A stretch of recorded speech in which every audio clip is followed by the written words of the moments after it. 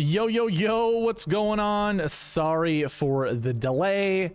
I had to make a couple updates. I haven't streamed in 3 weeks or 2 weeks, and my broadcasting software as well as the soundboard that I use were not linked up. So I had to go and do that.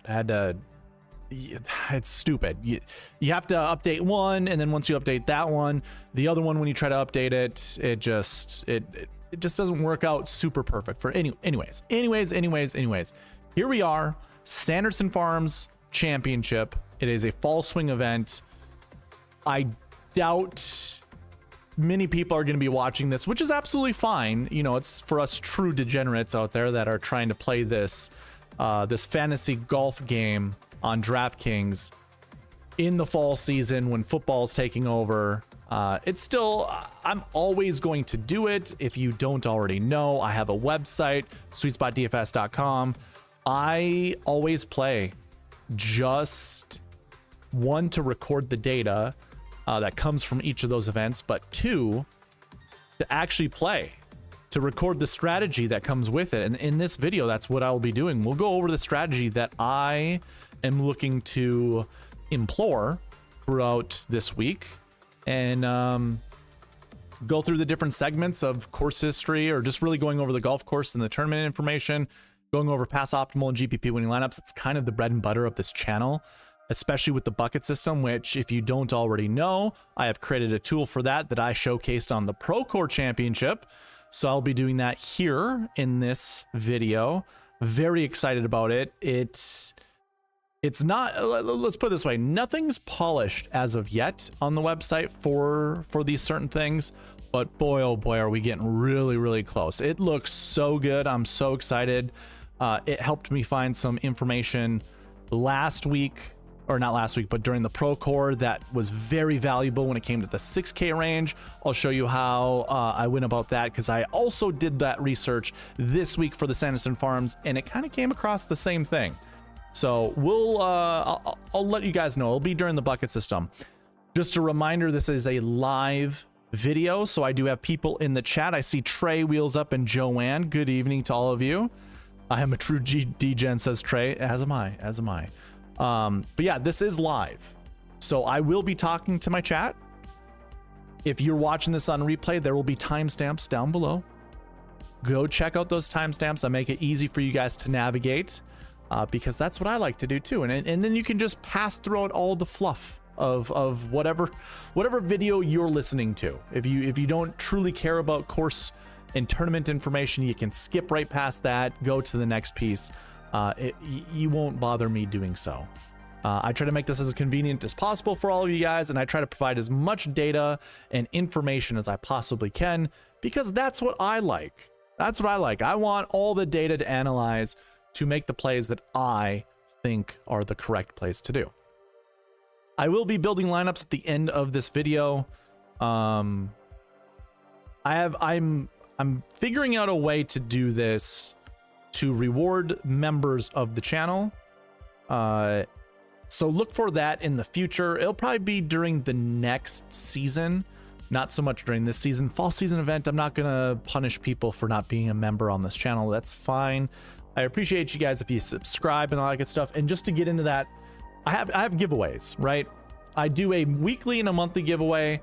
We had one video last month, the Procore Championship, because I didn't do anything for the Ryder Cup, and you had 2 weeks before the Procore that was off, and you had 1 week after the Procore right before the Ryder Cup that was off. So we only had one giveaway, or one opportunity to get into the giveaway. But if you are interested throughout this whole fall season, this whole fall swing, the way to participate is, well, one, be subscribed. Two, comment. During these live videos, I will have a roll call where I'll just be like, hey, for all those in the chat, if you're here, go ahead and put this in the chat. Let me know you're here. Boom, you get participation. You get an entry into the giveaway.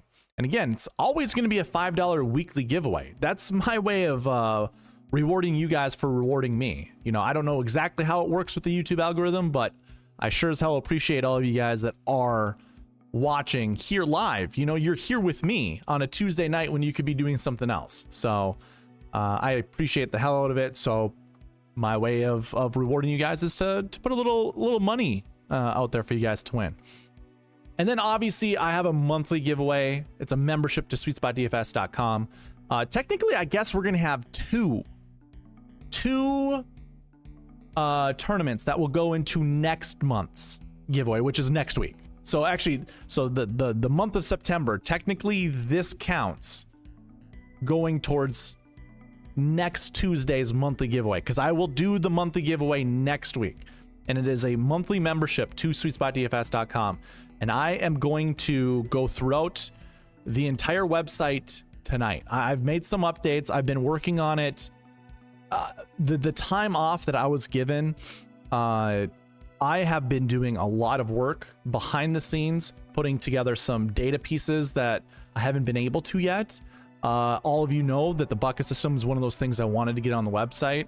Again, not fully completed, so I don't have it published, but I'll show you guys what it looks like. It's pretty darn close.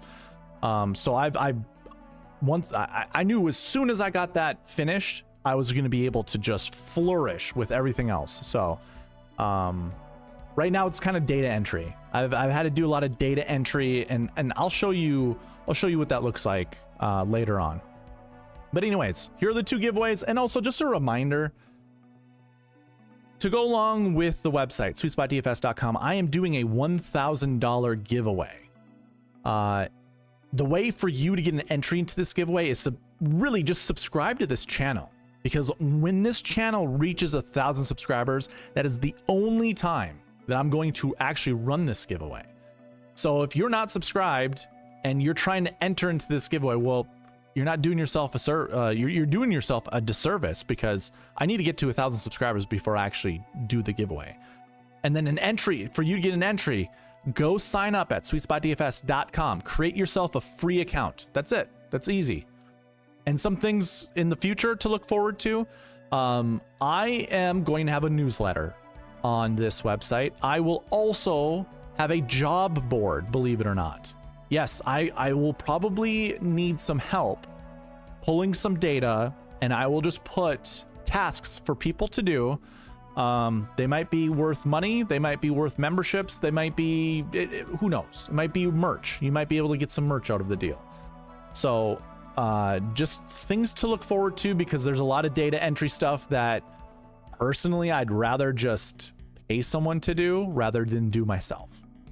And maybe if you guys have the data and you're willing to provide it, I will definitely reimburse you somehow, some way. So anyways, sign up, SweetSpotDFS.com. Go create yourself a free account if you haven't already. It is absolutely free and does not require you to put down any credit card information, nothing like that. So go do that if you haven't already. And how about this? Let's just run a giveaway right now. It's a weekly giveaway. Let's do our $5 weekly giveaway. Throw that on the screen. Looks a little funky. Let's see. Can I zoom in a little bit more and make it look better? Yeah, kind of. Okay. So we didn't have many entries. We had 11 total entries. This is for $5. So here we go. AJ Love, congrats, man. I have no idea if you have anything banked, but you do get $5, and I can send it to you. Venmo, I imagine. I think that's where we've done it before. And just to show you it's not rigged, it's a randomizer, guys. Randomizer. Okay. Congrats. I put you all here in the monthly giveaway. So next Tuesday I will be doing the monthly giveaway, and that'll be for a monthly membership at SweetSpotDFS.com. You guys got to let me know when you win. You guys got to remind me. I don't always have your guys' email addresses saved or even memorized. So if some of you guys have one in the past and you've gotten stuff from me and then you win another one and you haven't received anything, reach out to me. I am not trying to hold anything back from people. I just, during this stream, I will run the giveaway and it's like, okay, you won. Let me know. Let me know in the future, or let me know later on that you won, and I'll give whatever you won to you.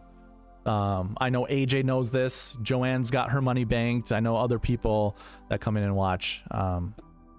I do my best, but like, you know, streamer brain is a real thing, especially when you get done with the stream. I zone out, man. I zone out. I do the timestamps as quick as possible, and then I just go lay down. So what's this list for? Add me. Trey. So roll calls. Basically, I will say, who's your favorite golfer this week? And that'll be roll call number 1. And if you are in the chat and you tell me your favorite golfer, boom, you get added to the list. But there's another way you can do it too, through YouTube comments. So after this video goes live, just comment down in the comment section. And then that way you'll get an entry there. And if you read the description of this video, you'll find out that you can get double the entries by writing something particular in the chat. So, or not in the chat, in the comments. So anyways, that's how you can get on the list. Yeah, I'm not trying to be sneaky with this at all. Actually the double entry thing is a sneaky thing. That's for you guys to read the description. So if you do that, I reward you. I will always reward you guys for going above and beyond whatever most other people ask of you to do. So anyways, there we go. Okay. Now, again, just a reminder for those watching this on replay, go skip ahead because I'm actually going to go over some updates that I've made on the website. So let's go ahead and take a look at those things. The first one is the bucket system. I have mentioned this before. This is on SweetSpotDFS. Well, I'm sorry. I will publish this, I think, later this week. Hold on. Let me double check something really quick. I just want to see if these buttons are working the way that they should be working. Hold on.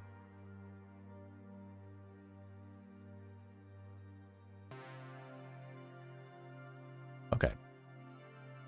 It looks like everything is working the way I want it to here. Okay, let's see. Is everything working perfectly here? It is. That is very large.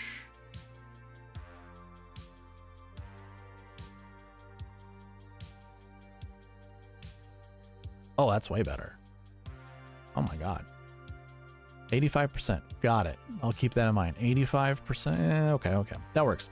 Let's see here. Raw stats. Yeah. Strokes gained stats. Perfect. Yeah. Okay. You know what? I will publish this. I thought there was something I needed to do with it still, but apparently I don't think I do. Don't think I do. I think we're good. Maybe it had something to do with this. I think it did.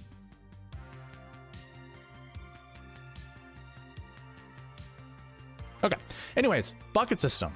So I needed a little help from ChatGPT to get this done. This is exactly everything that you see with the spreadsheets that I basically do.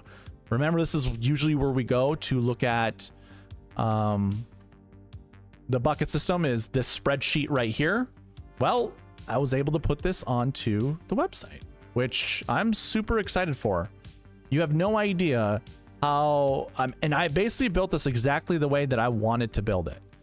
So one thing I added here is you can filter out by the bucket names. So we can go ahead and hit just last year and we only see the last year buckets right here. So we can analyze buckets all by themselves. You can also drill down on a particular bucket, and when you scroll down, it will all be filtered. Every other like report under here will all be filtered by that last year bucket, or by the bucket that you choose. So last year one, because I selected this one right here. Once you drill down on it, I know it's kind of difficult because it's a light gray, but I have highlighted the last year one bucket. And when I scroll down here, all that shows are the last year one buckets. So you can see the golfers, you can see the points they scored, the salaries that they're at, all that good stuff, to try to analyze this a little bit better. And there are different views that you can look at. So these are just bucket IDs. So it's just like, okay, here were the golfers with their buckets, you know, the historic golfers.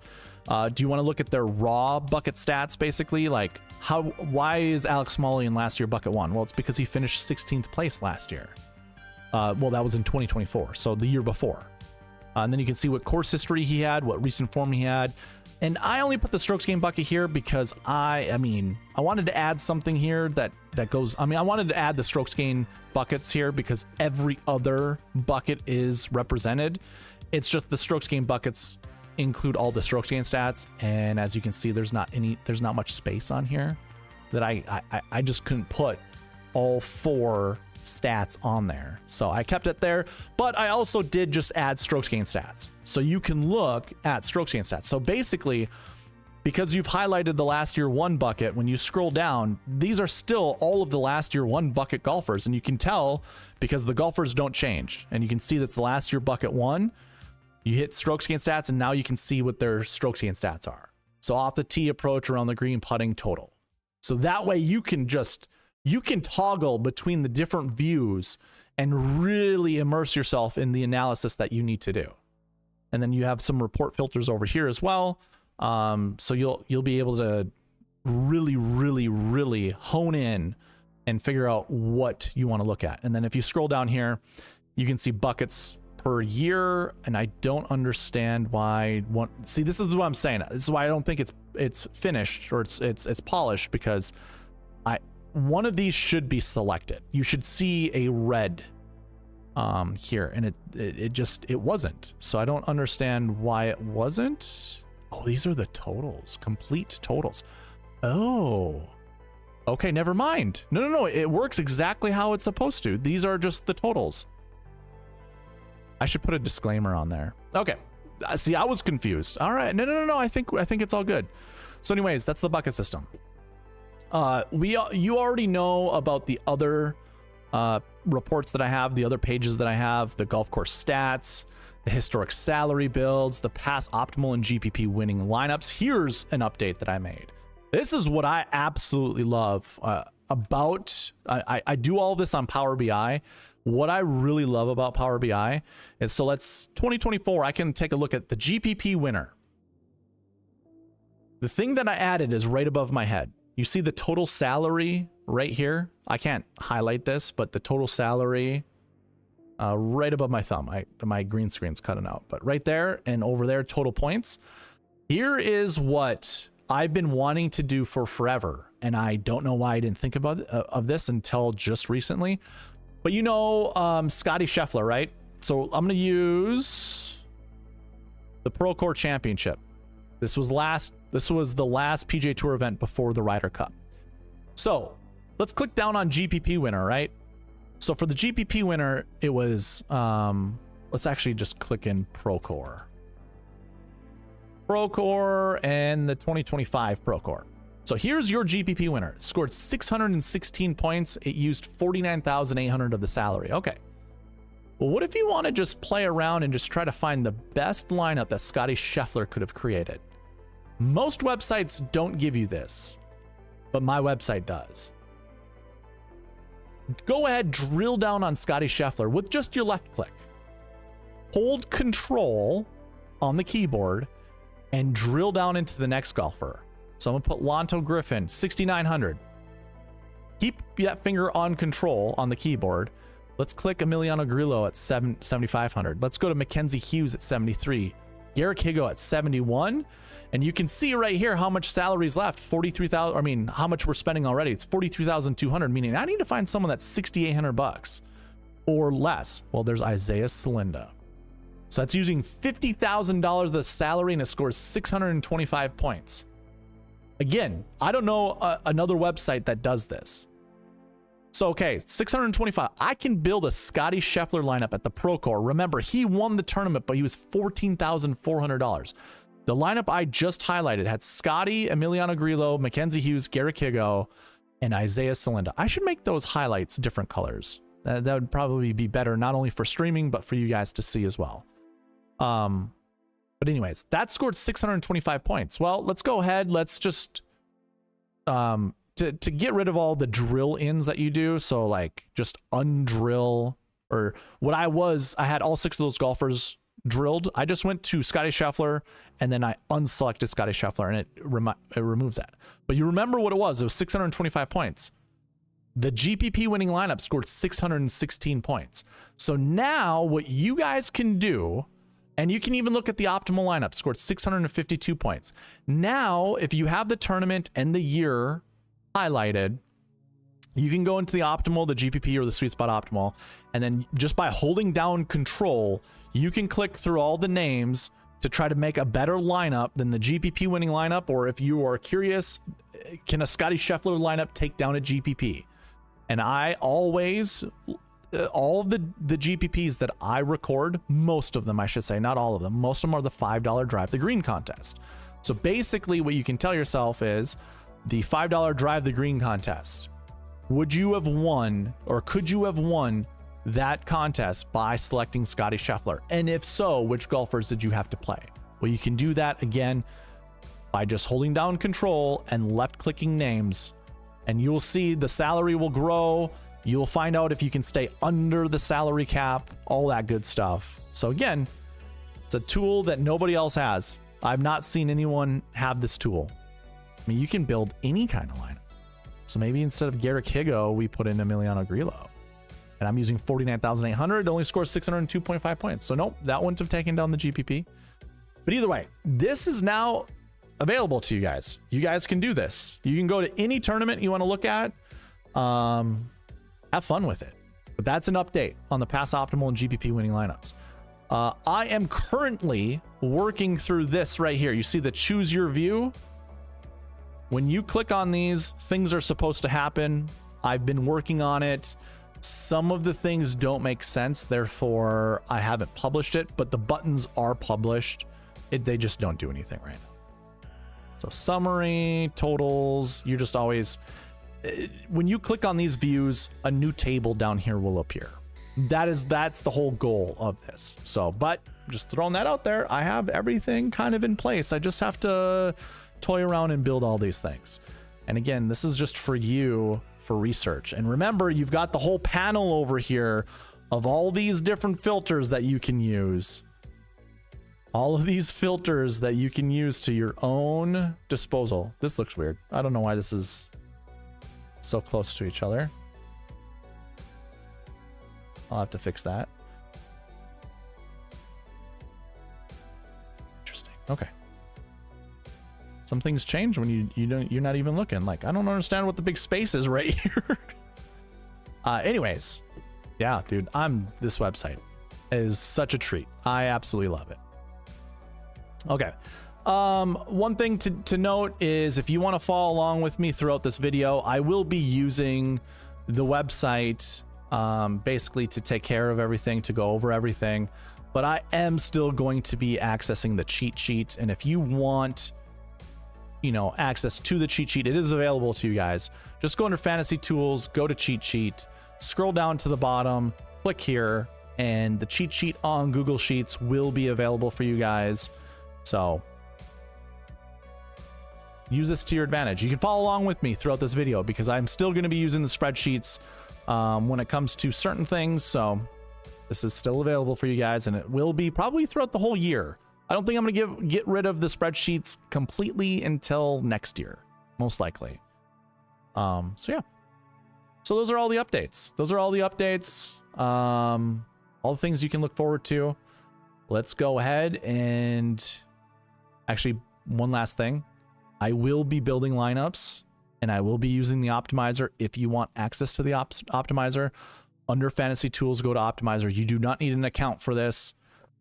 It'll go right here. You put your email address in here. I get an email that I have to look at and then send to you. So it's not an automated thing. Yeah, that is available to you. An optimizer. Let me open that up. Close this. Move this over here. Zoom in. There we go. This is what the optimizer looks like. And I will be building lineups with this later tonight. So, all right. Those are all the housekeeping items. Let's go ahead and get into the course and tournament information. Okay, so we are at the Country Club of Jackson. It is a 7,400-yard golf course. If you want access to this tool, it is under fantasy tools called Golf Course Stats. Basically, this whole summary box up here gives you all the pieces of information you need to know. Fairways are the same length as they were last year. The rough, though, if you go to 2024 and you look at 2024, oh, it was named something else. Okay. All right. That's another thing to note. If you change tournaments, you got to change the golf course. So country club, yeah, same thing. Okay, I'll go back and make sure that's not like that. But the rough last year was 2 inches.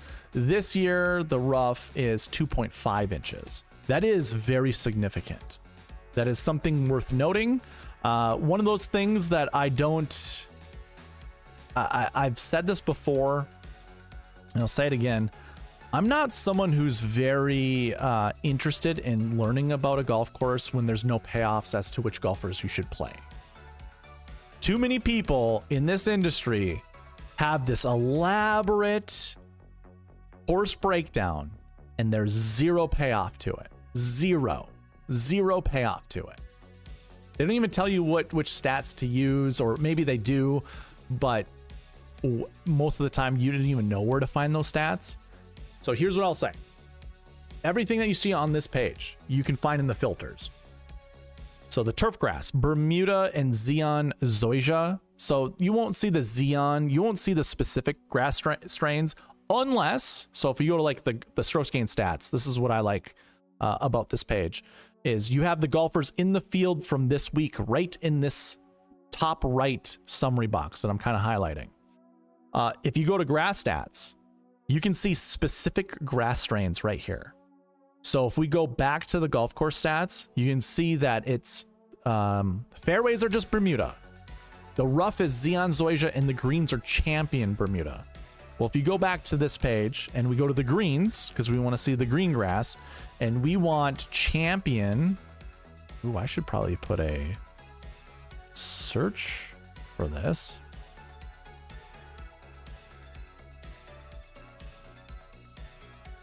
I wonder why it's not showing Champion. It should. Oh, I know what I did wrong. Okay, this is a data error that I did not enter correctly. Greens Champion Bermuda. Should find Champion Bermuda in here.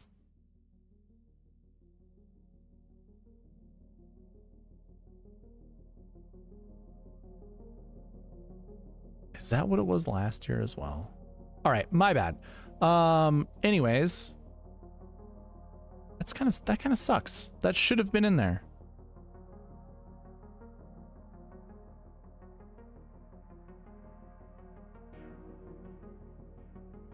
Yeah, that is these are pulling from a different table than what that golf course stats is. All right, either way, forget about it. You can drill down on Bermuda down here. We can drill down here. I don't really care about the Zoysia grass, but if you did, you go in here and just click Zoysia. So now we have Zoysia rough with Bermuda fairways. We can see all the golf courses, all of the events that have the exact same thing. If you just scroll through here, you're going to see that the Butterfield Bermuda Championship has the same grass, Sanderson Farms. So it's Bermuda Championship and Sanderson Farms. That's all you're going to get. So if you wanted to drill down and look at it from that narrow of a lens, you certainly could. Nothing holding you guys back. You can see how many rounds of golf each of these golfers in the field has on these particular grass types, and then you can go strokes gained total, top to bottom. Michael Thorbjornsen, by the way, is going to be one of the best golfers in the field. I mean, in my model, he's the #1 golfer in my model. You'll see that on the cheat sheet. He's the #1 golfer in my model, and I don't even care. Like he's such a stud. I had no issue playing him, no issue. But this is a way that you can select golfers, is by using that. You can clear out all the filters by just selecting clear all filters. But anyways, going back to the golf course and tournament information, yeah, all of the pieces of information that you can use for filtering on any of the other pages, you can find right here. So that's my payoff to you guys.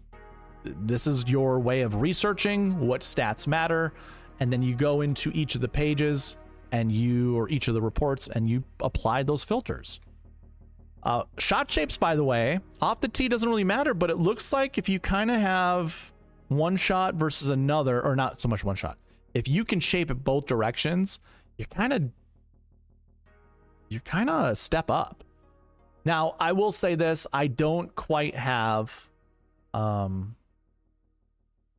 closed down the cheat sheet. I don't quite have shot shapes for everybody just yet, but you can find some on the cheat sheet if you go and look under the shot shapes. Personally, the same thing, I mean, it says it right here. Off the tee and approach shown below indicate the preferred shot shape and off the tee, or for off the tee and approach. They're not necessary. They're just the best general scoring opportunities for each hole. So you can see each of these holes on approach, off the tee, what shot shapes tend to matter more so than others. If you're a good golfer and you can hit the ball relatively straight, you don't really necessarily have to worry about shot shapes. Like I said, they just offer the best scoring opportunities because some of the pins, when they're tucked, are easier to access, or they can be accessed easier by bringing the ball in on a different flight. That does not mean that golfers who cannot or have a difficulty of shaping in a certain direction can't still get a decent birdie opportunity. It's just not going to be as easy. So keep that in mind. That's all I have to say when it comes to the golf course. The tournament, though, there are 132 golfers in the field. You will have a top 65 and tie type of situation. And I guess, this is a tool that I should probably create. What is the average winning score at this event? Last year was won at 23 under, and a few people got up there at 20 under or better. This golf course can be scoreable if the winds are low and the conditions are soft. This week, I believe I've heard that it's a slightly drier than usual. So I don't know if we're going to find like a -18, -17 winner. If we look at kind of the cuts, it looks like -6 was the cut last year, -5 the year before that, then it was -2, -5. So it can fluctuate. It can fluctuate. I imagine we're going to get a -18 winner this year. -18, -19, something in that range. Just a hunch. Didn't really look at the weather forecast that much, so if you disagree, that's fine. But it looks, the spread between winners, 17 under is the highest score, and the lowest score is -23 from last year. Otherwise, everything is around -20. Well, once again, you can use that under stats. If you were to go to tournament stats, and we go to the cut score, so it's -6 to -3. I think that's probably what we'll see a cut score at. If you put those parameters in here, and let's just choose 25, 24, and 2023. Let's take out 2023. 25 and 2024, you can see all the golfers in the field who are the best with cut scores like that. Akshay Bhatia is up at the top. I'm just sorting by strokes gained total. You guys can do whatever you want. If you click on any of these names, you can see their qualifying events and what their finishing positions were. So despite having the best strokes gained total, the best finish that Akshay has had is in 2024 at the Rocket Mortgage Classic. He finished second at $9,800. So that's decent. It's not going to pay off his price tag. Again, you can look through all of these. JT Poston won the Shriners last year with these parameters. Davis Thompson, he's also won an event with these parameters. Kevin Roy actually has some decent finishes, 6th, 8th, and 3rd. Minwoo Lee, he is 1 with these parameters. Andrew Putnam, $7,100, not bad. Michael Thorbjornsson, the guy that I think a lot of people are going to want to play this week. Lots of cuts and withdraws. By the way, one of my favorite tools is going to be this one. If you go ahead and put the same things in, So like, let's put in Michael Thorbjornsen. Drill into that, and then we can also put those same filters on right here. So -6 to -3. Those same filters in. Now you can kind of get a sense of, right here, he has 19 total events. His average finishing position's 49.37, 15% top 5 rate, 21% top 10 rate. If we just look at the last 2 years, does that change? Not really. He misses the cut 31% of the time. How about just within the last year? It's not any better. I mean, it is, but it isn't. His top 10 rate actually goes down. His top 5 rate goes up. So Michael Thorbjornsen, despite being a stud in this field, just looking at the cut parameters, by the way, that's the big thing. That's all that we were looking at was the cut parameters. I just removed it. But if we go ahead and put winning score of what? -22 to say 18, -22, -18. I'm gonna go ahead and put Thorbjornsen back in here. Michael Thor. Yeah, it's still not super great. The finishes are almost exactly the same. Top 5 rate, top 10 rate, missed cut rate, all that stuff. You look at just 2025. Yeah, it's not super great. He's not someone that you can completely depend on. He has one missed cut, and that was at the Mexico Open, which I believe Byron, Back 9 Bets, Fantasy Golf Degenerates, said that this is a comp course to Vedanta Vallarta, which is where the Mexico Open is played. So that's not a great sign. But the thing is, that was... God, the Procore Championship. Yeah, okay, so like, here, let's go. There's a little sort button over here that you can sort by from top to bottom. So the Procore was the most recent, so it's got a 13th place finish, 38th, 22nd, and a 4th. So I mean, the last 4 events aren't terrible. His earliest event that qualifies was a missed cut. Everything else has been made cuts and, trending up, I suppose. Anyways, that's just one thing you can do on the website. Just one thing you can do. So, is there anything else that I really need to talk about with the golf course and tournament information? I don't think so. I think I've given you all the tools that if you want to go on the website and take a look at it, go check it out. Go check it out on the website. That's the whole purpose. That's what I think I'll be doing going forward. Is just giving you guys the tools to use on the website, and maybe I'll go over a couple examples like I just did. Okay, that is the golf course and tournament information. I'll catch up with chat if there's anything else added on there. Swipo, what's going on, man? This new menu item is looking quite nice. Great work. Thanks, man. I just went over some updates earlier in this video, some housekeeping items. So if you want to take a look, yeah, I'm super excited. Website is coming along swimmingly. I've gotten the hard piece out of the way, which is the bucket system. Everything from here on is going to be quick. It's going to be fast. I'm actually in the middle of data entry.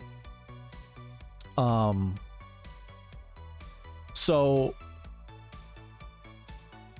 I have a table, just the long version of, or the too long didn't read version of this that I've been doing is I have to go through each tournament and look to see if there was a scoring streak, when there's 3 birdies in a row, or if there's a hole-in-one or an albatross. Those 3 things I have to go through each tournament because my point totals aren't matching up. So you know how there's DraftKings points. That's what you get at the end of a tournament. It's like, okay, so Scottie Scheffler scored 148 points at, the Procore Championship. That's a made up number. I don't know how much he actually scored. But let's say he scored 148. Well, position places or position points, 30. There's 30. And then birdies, bogeys, pars, eagles, all that stuff all get added up. That should equal the raw DraftKings points. That's minus the position points minus the total should get you the raw stats. Well, if all of those birdies, you know, all the scoring stats, birdies, eagles, pars, and whatever, if that doesn't equal the raw stats, that means there was a bonus that was added. So it's easy to keep track of the no bogey bonus, you know, like a bogey free round. It's also really easy to keep track of the all rounds under 70 bonus. Those are easy mathematical, whatever, you know, but sometimes a golfer will be off by 8 points. And it's like, 8 points? What is there in DraftKings scoring that's worth 8 points? There's nothing. Oh, an eagle's worth 8 points, but my eagles would have been picked up, you know, through the easy math.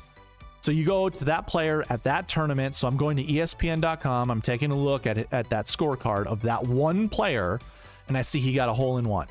He got a hole in one that's worth 5 points in DraftKings. So from that original 8 points, you minus 5, and now he's got 3 points that I got to look for. So, okay, I look through each of the rounds. Oh, there it was. 3 birdies in a row. That was the other bonus. So there's the 8 points. So I manually update that for that one golfer, because quite frankly, if I'm going to give you guys data, I don't want it to be wrong. So I've been doing that. And also why I've been doing that is because of this page right here, the fantasy stats. When you click on this, what will end up happening is you can see there's eagles, birdies, pars, bogeys, all that stuff right here. I don't know why it's in this order. It's so weird. But you can see eagles, birdies, pars, you know, that this is a total. Well, if you click on fantasy stats, it will tell you how many points were allocated for birdies, pars, bogeys for Scottie Scheffler. So you know how it's like that on DraftKings. When you click on a person's name, you'll click on their name and you'll see, oh no, it won't be by points. It'll actually show you the totals, just like this does. Either way, like I said, this is going to be your one-stop shop for all things fantasy golf. Literally, I really mean that. And I will have an optimizer attached to this website. I'm going to shoot for the Masters before the Masters of next year. That's what I'm going to try to do. I'm not going to try to be too hasty with what I think I can do it by, but I think it's kind of easy from what I've seen online. I just got to, you know, get through it and do it. So anyways, all right, let's go. Pass optimal and GPP winning lineups. Of course, we start here with the pass optimal and GPP winning lineups, the historic salary builds. So with all that I've told you about the golf course and tournament information, with all the filters to use, you can go ahead and apply those same filters here.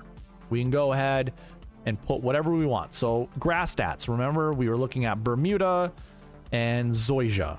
So Bermuda greens, and it was the rough. We were looking at Zoysia rough.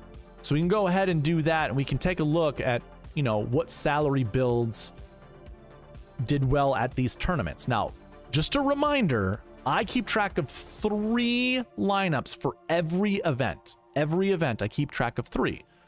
Easy enough. The optimal lineup is the perfect lineup. I keep track of the perfect lineup for every single event. So with those filters and by drilling down on optimal lineup, you will see all the optimal lineups under whatever filters you put in there. And then you can see the salary used, the max salary, the min salary, all that good stuff here, and what the salary build was. Here's your summary over here. Which lineups work the best? 10, 10, 7, 7, 6, 6. Well, that doesn't really help, because if you take a look at who's actually, let me go here. This is probably the best way to show you. If we're looking at the golfers in the field this week, well, only Akshay is $10,000 and above. So if we go here, that kind of just eliminates this lineup build. It's not really worth it. I mean, there's a lot of 10Ks, lots of 10Ks.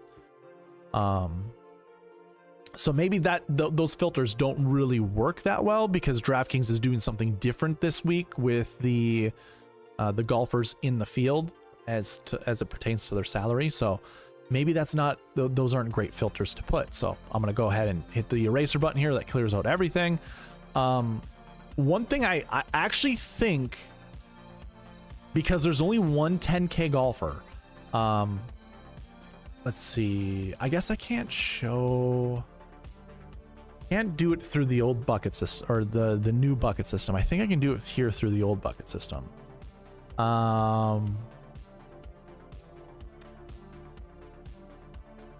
No, it's not going to be through there. Okay, let me go here and show you. This is the bucket system.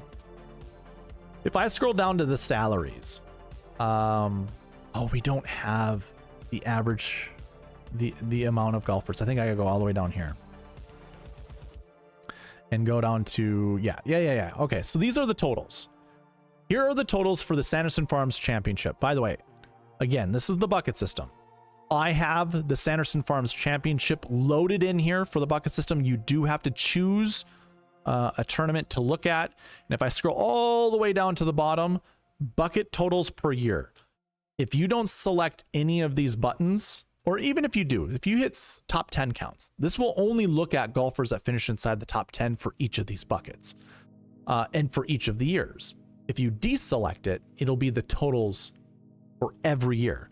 So if we scroll down, and in fact, what I'm going to do is I'm going to use this filter here, and we're just going to look at salary buckets. And I'm going to drill out of that. And so all we're looking at are salary buckets. So we'll scroll down and you can see these are your totals. So for 10K plus for this event, every single year, obviously 2018, 2017, all the way down to 2030, it doesn't count because I only have salary data that starts in 2019. So since 2019, we've seen at least 4 golfers in the 10K range at this event. Again, this is pointed at the Sanderson Farms Championship. Sanderson Farms Championship. So I don't know what DraftKings is doing. If you wanted to go from here and just see what the top 10 counts look like, almost every year there was a 10K golfer inside the top 10. Actually, that's not true. You had 2 in 2024, 1 in 2023, 1 in 2021, 2 in 2019. Top 5. Yeah, top 5 still performs pretty well. But the fact of the matter is, we had 4 in 2024, 4 total 10K golfers. And in fact, if I drill down on this page right here will show you who those 10K golfers are. And I'm wrong because there's an empty. I forgot. I need to fix that somehow. I saw this in the Pro Course. So there's 3 last year. There were actually 3. And all 3 of them performed pretty well. Okay. How about 2023? Same thing. Do I have an empty? Nope. There are actually 4. But Ludwig, you know, cream of the crop. Go figure. 2022, we do have an empty in there. So again, I have to figure out how to remove that from there. Ooh, that's bad. That is real bad. 2022 was not a great year for 10K golfers. And the thing is, you can take a look at who these golfers are. Each one of those golfers. 2021, we had all 10K golfers. Sam Burns, cream of the crop. But that was a pretty good. So anyways, my thought process here is we've had a lot of 10K golfers. 4 plus. Again, there's these empties here that I need to fix somehow, some way. But it does not show 10K success at this event. Sure, what was it, 2021 that Burns won? Yeah, Burns won in 2021. He was probably, yeah, he was the most expensive golfer. I don't remember. Anyone else win? Second place with Ludwig in 2023. Third place with Keith Mitchell. So is Keith Mitchell and Akshay Bhatia somewhat similar? I would say so. When it comes to just, you know, their skill level, sure. But again, 4 10K golfers in 2024 versus 1. So here's my thought process. I don't have a way to show you, or I don't have a way to filter out how many events only had 1 10K golfer. I think that's probably something I should probably look at. I actually will. I'll create that tool for sure. But if we go back to here, I think what we're going to see is at least 2 9K golfers in your winning lineup, your GPP winning lineup. And so I would just say you could go under golfer 1, put 9K, go into golfer 2, put 9K as well. If you don't, here, let's do it this way.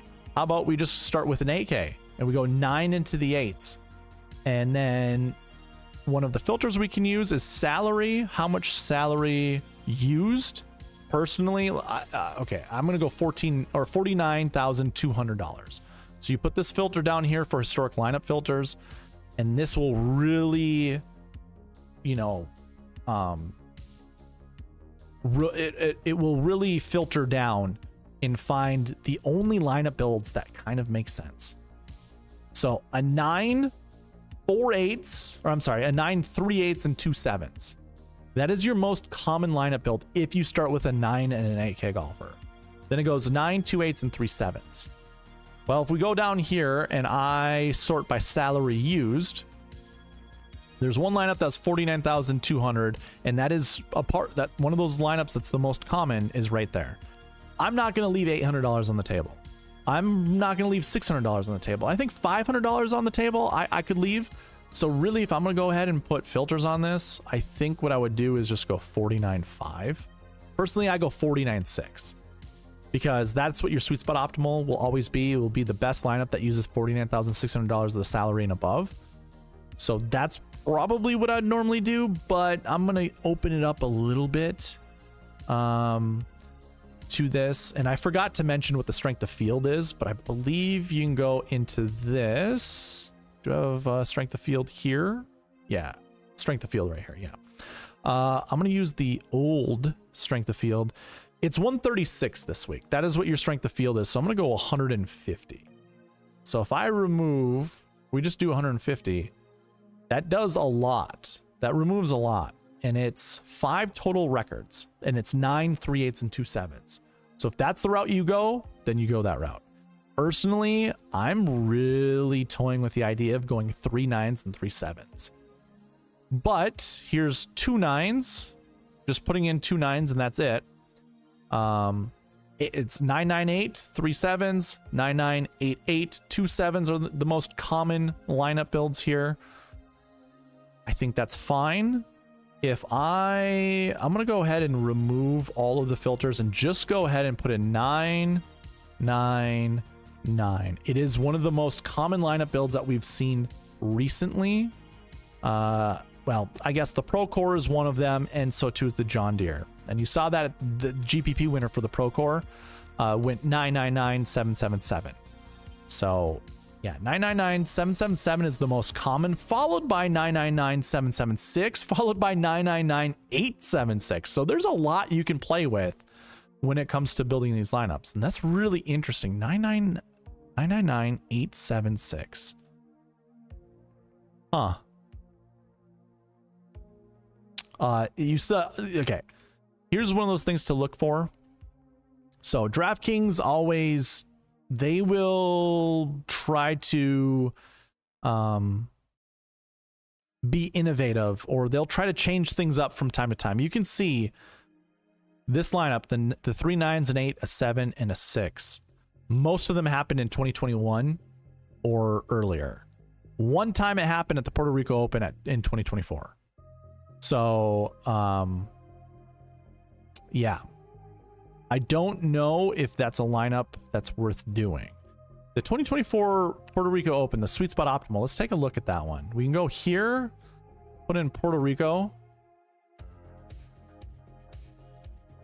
It's the 2024 Sweet Spot Optimal. Okay, so here is the lineup. Low 9Ks, 92, 91, 9,000, 85, 74, 68. Scored 635.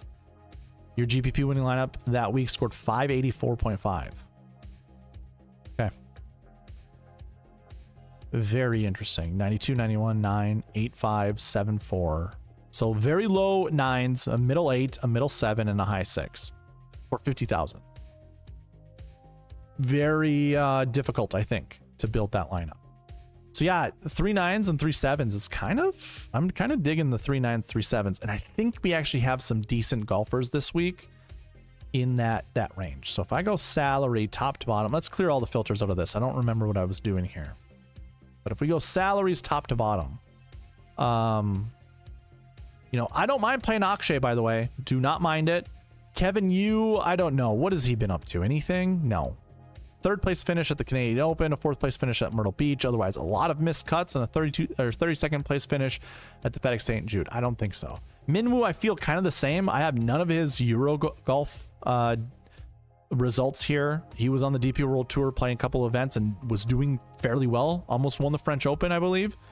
So you can take that however you want to. I'm still kind of skeptical. Davis Thompson, I don't mind playing. He seems, I wouldn't say safe, but relatively. Rasmus Højgaard just played the Ryder Cup, didn't have many events, so not that big of a deal. So really, I mean, I do like Michael Thorbjornsen. I know we were just filtering out some things and didn't see a lot of things we liked with Michael Thorbjornsen, but I don't mind going there. The optimizer this week loves JT Poston, by the way. So if we were to look at the golfers here, I do like Rico Hoey quite a bit. I do not mind Nikolai Højgaard or even Jacob Bridgman at that fact. So we could literally do the 3 low nines. You go 95, 92, and 9,000. Let's just do something like that. Or 95, yeah, 95, 92, 9,000. I don't know exactly how much money that leaves us, but we could go with golfers like this and probably put an 8K golfer in there. I don't know. Let's run one lineup with the optimizer really quick. So I'm gonna go ahead and go yes to Thorbjornsen, yes to Hoey. You know what? I'm not even gonna choose the third golfer, but I'm gonna make the optimizer choose 3 9K golfers and 1 8K golfer. Let's see if we break it. I want to see if we break it first. We might. We don't. We don't. And it goes 3 9s, an 8, 2 7s. Wow. It's not even a bad lineup. I honestly, I wouldn't want to play Steven Fisk, but holy crap. I didn't even think that was going to work out, guys. I honestly didn't think that was going to work out. Let's make it choose a 6K golfer and see what lineup we can build. So it goes with Steven Fisk still, but oh my God, I do love that. Okay, so I'm going to kick out Steven Fisk. I like Chris Ventura. I don't mind playing him.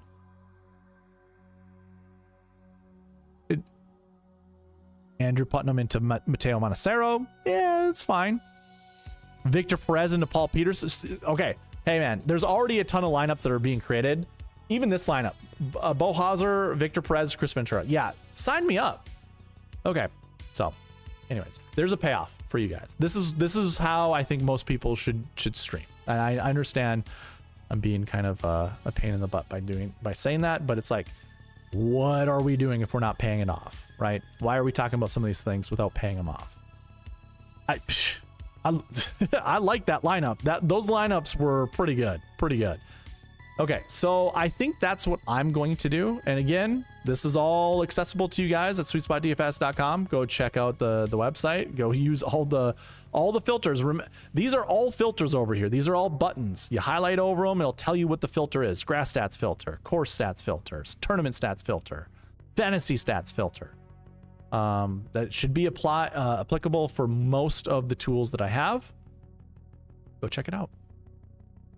All right. Roll call. All right, AJ, you got it, man.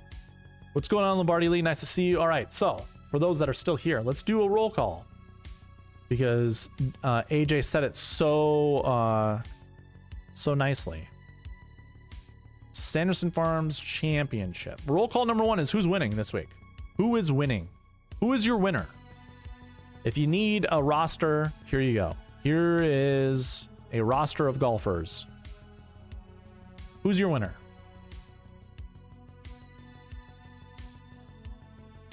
I'm just going to give you $8,000 and above. Who's your winner this week?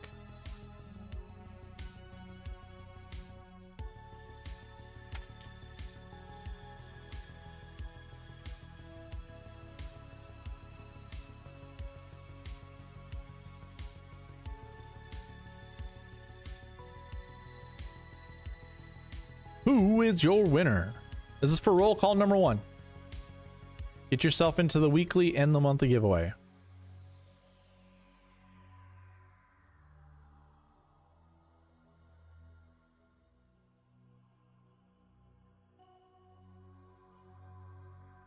Are you guys that far behind, or is there nobody here? Joanne goes with Michael Thorbjornsen. I like it.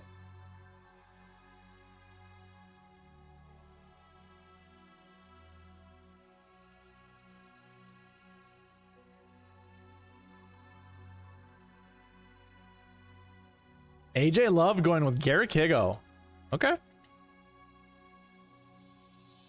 I don't mind it.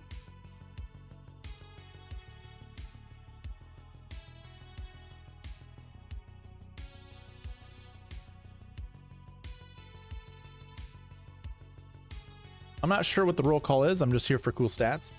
I do a weekly and a monthly giveaway, Swipa.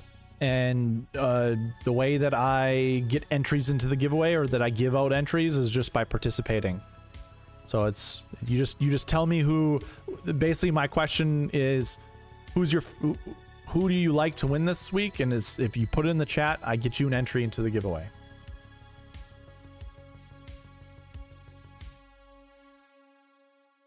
That's all. It's this right here. Oh, never mind. I can't go it that way. Okay, never mind.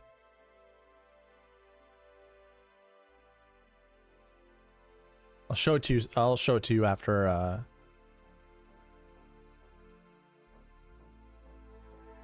Actually, okay.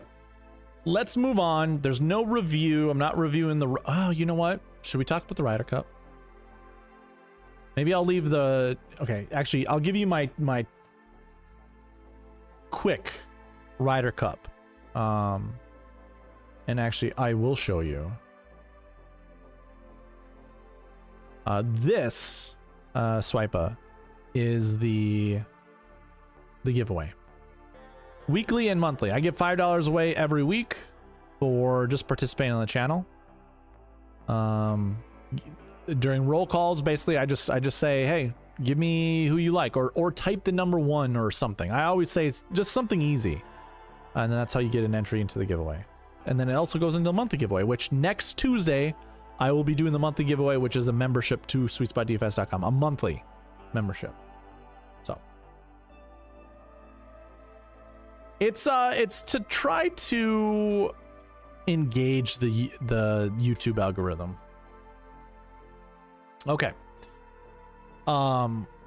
Ryder Cup. Let me go over the Ryder Cup. Oh, my 2 cents. I've heard a couple of these things going around. First of all, I think the Americans did a poor job of. I'm actually going to throw it on the screen.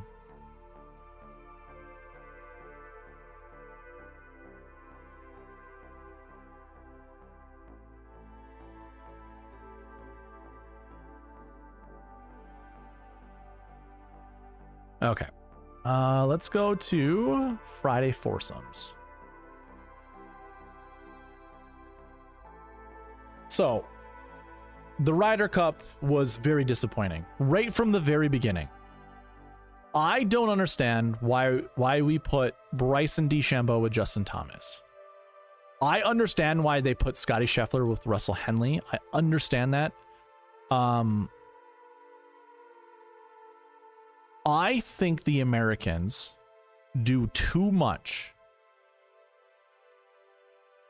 old school thought process, thought-provoking strategies. Literally, such old school. Now, foursomes, that is your alternate shot. I don't know why we're putting Bryson with Justin Thomas. I understand people think Justin Thomas's wedge game is so good and it would be just a perfect complement to Bryson DeChambeau. JT, in my opinion, should have played with, I would say Colin Morikawa or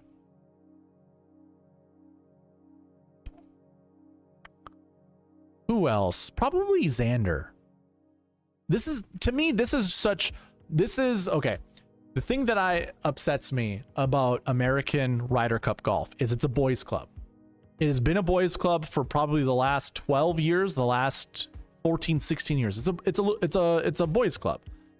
And so you just have old school ways of thinking that go with old school strategies. It's terrible. Scottie and Russell Henley, they did well at the President's Cup because the President's Cup, the international team does not provide as good of golfers as the Euro team does. The fact that they put those guys together again makes no sense to me.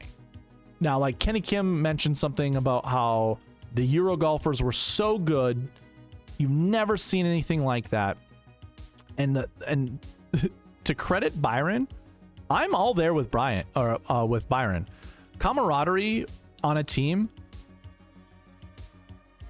it's almost like you can free roll a lot of stuff.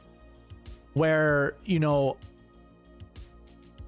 the best analogy I could give is that the Americans, it almost looked like, God damn, dude, I actually had a whole speech almost prepared for this, where it's like, how I view the American golfers versus the Euro golfers is this. America plays for themselves. Each individual golfer plays for themselves. And each golfer looks at the other golfer on that team and goes, do your job. You better do your job. And that's kind of what you saw. It was, you know, whereas like the Euro golfers are up there slapping asses, they're hugging each other, they're cracking jokes, they're doing all that stuff that a team would do. The Americans don't do that. You have a bunch of individuals on the Americans team. Why they dolly-whopped Europe at Whistling Straits, what was it, 19-9, is because when you have a bunch of individuals that play, if one golfer does well, the next golfer can look at that one golfer and go, you're not going to outdo me. And this is where individual golf can actually, like, that's where it can actually catapult and do well. Individual golf, you just look at each other and you just go, I'm going to outdo you. Nope, I'm going to outdo you. Nope, I'm going to outdo you. When individual golf goes on the opposite end of that, it becomes, oh crap, I better not disappoint. Oh crap, I better not do this. Whereas when you're with team golf is, hey, don't worry, I got you. Go ahead, roll that one 5 feet by. I got you. No big deal. I got you. Like, that's what the Euro golfers had. They had that ability of, I'm going to put it in if you don't. Literally, that it was, you could see it. You could see, and that's the thing, like, I always thought it was, when I was listening to the Fantasy Golf Degenerate podcast with Byron and Kenny just doesn't seem to get it. Like, there is, and you guys might not believe in this or anything like that, but there's an energy that is out on the golf course. And that energy is contagious. It can be either positive, it can be negative. And when you're with golfers who provide a negative energy, that manifests throughout everybody. It's like a plague. It's like a, I want to say poison, but there's something else that comes with poison, right? That just seeps in and it attaches to everything. I forget what it's called, but either way. Whereas the opposite of that is like positive energy. You just see one guy beaming and you're like, all right, shit, you're doing good. All right, man. I'm going to try to do my best too. And that guy will go, yeah, I know. You got it, man. And it's just one of those easy things. And it is kind of interesting because it's like, I did go on a golf trip with Byron in Iowa with Kenny Kim and with their producer. And it was a good time. There was somebody who was not quite there and kind of brought down the group as we played golf. I've been with many different golfers, many different groups of golfers. I know how to interact with everybody. I know when people don't want to be talked to. I know when people are just struggling and it's just best to leave them alone. Maybe every once in a while check in on them, that kind of stuff. But I also know how to separate that from my game. I couldn't help but to see the rest of the group kind of just like worried and not sure what to do. And it's like, no, just leave him alone. Leave him alone. Just let him do his thing. No big deal. Just let him do his thing. But you could just see the franticness on them. That is negative energy manifesting into other people. Now, you could take it as it's a responsibility of yours to, bump up certain people. It might be one of your things where you're just like, I don't really fucking care. And that's how you're going to get treated.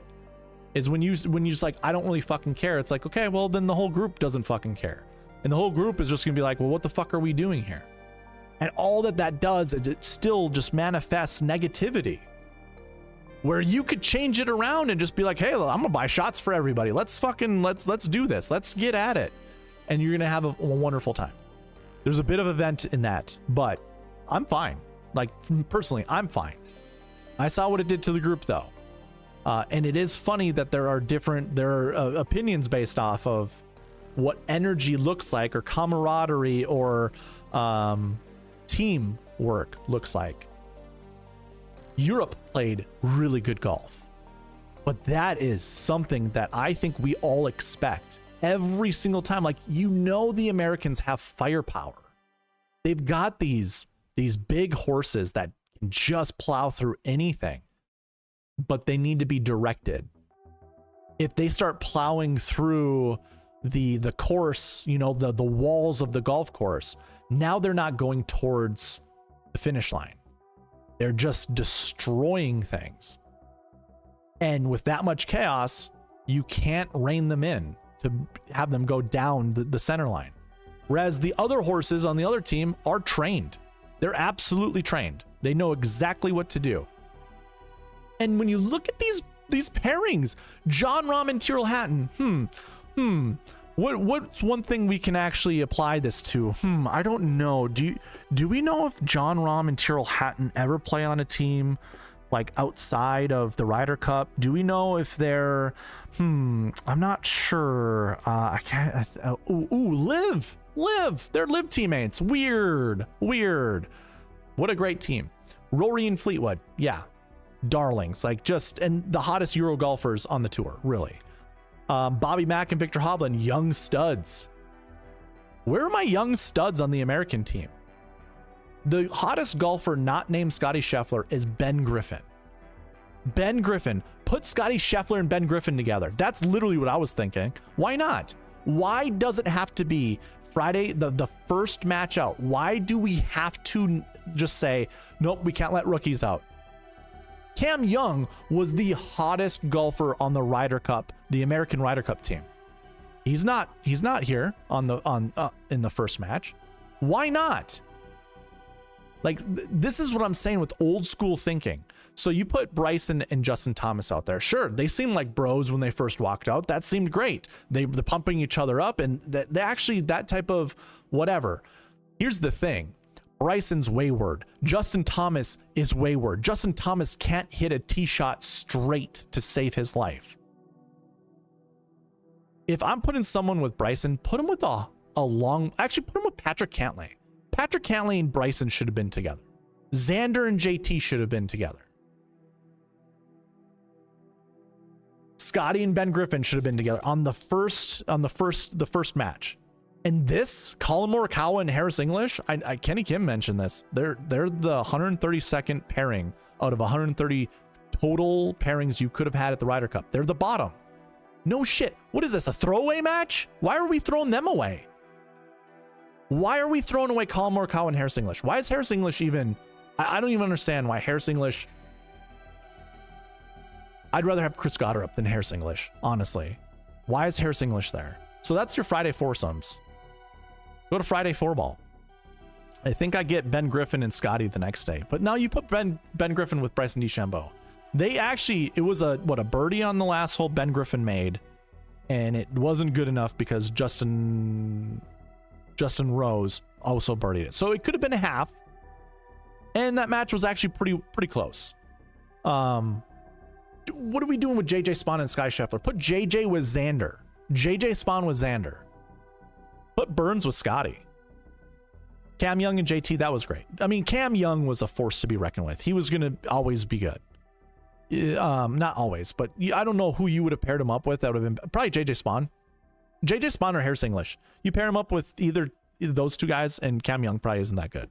That's how much I think JJ Spaun and Harris English were a plague. And the auto qualifier, that kind of sucks. Because Xander probably shouldn't have been on the team because he played terrible this year. JJ Spaun won the US Open, which is whatever. Golly, dude. Like, If you needed a throwaway match, put JJ Spawn with Harris English. Just put JJ Spawn in one match, and then he can do his singles. That's what you should have done. That's what they did with Rasmus Højgaard. That was obviously a throwaway match. I'm not a fan of JJ Spawn in match play. I don't think he can't figure that shit out. Yeah, look at that. Cam Young and Bryson. That two power hitters. Perfect. That was great. Harris English and McCollum Morikawa again. Xander and Cantlay again. Russell and Scottie again. What the hell, dude? What the hell? It's so bad. It is so bad. Like, yeah, Xander and Patrick Cantlay are friends. Don't get me wrong. I understand that. So too are Scottie and Sam Burns. Why aren't Scottie and Sam Burns playing together? And they lost to Bobby Mack and Victor Hovland, who ended up hurting his neck.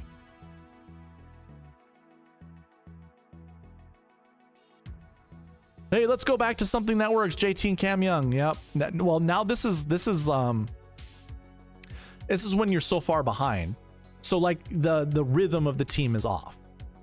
It all was fucked up in the very beginning. The very beginning. Sam Burns and Patrick Cantlay. Put Scottie with Sam Burns. Why was Scottie not with Sam Burns ever? There you go. JJ Spawn and Xander. Wonderful. Yeah, JJ Spawn and Xander would be, it's a great pairing. Jesus Christ. I mean, and then this was great. This was great. Patrick Cantlay, you suck. Russell Henley. You know, I was talking about Russell Henley, or not so much Russell Henley. The, hey, I got you. I'll roll it in over you if you don't. That's team game. Individual game is you better make this. And what happens when you tell someone they better make this? They choke. They tense up. Russell Henley left his last two putts short. He had a 12-footer? What was it? Can I see play-by-play? Can I drill down on any of these? No, I can't. Russell Henley had like a 12-footer on 17, left short. Downhill putt, left short. Had something similar on 18. Downhill putt, left short. It's like, how do you do that? It's because it's a bunch of individuals playing golf. That's all that America Golf was. A bunch of individuals putting together, and they almost came back. Because, well, guess what? Singles are what? Individual, right?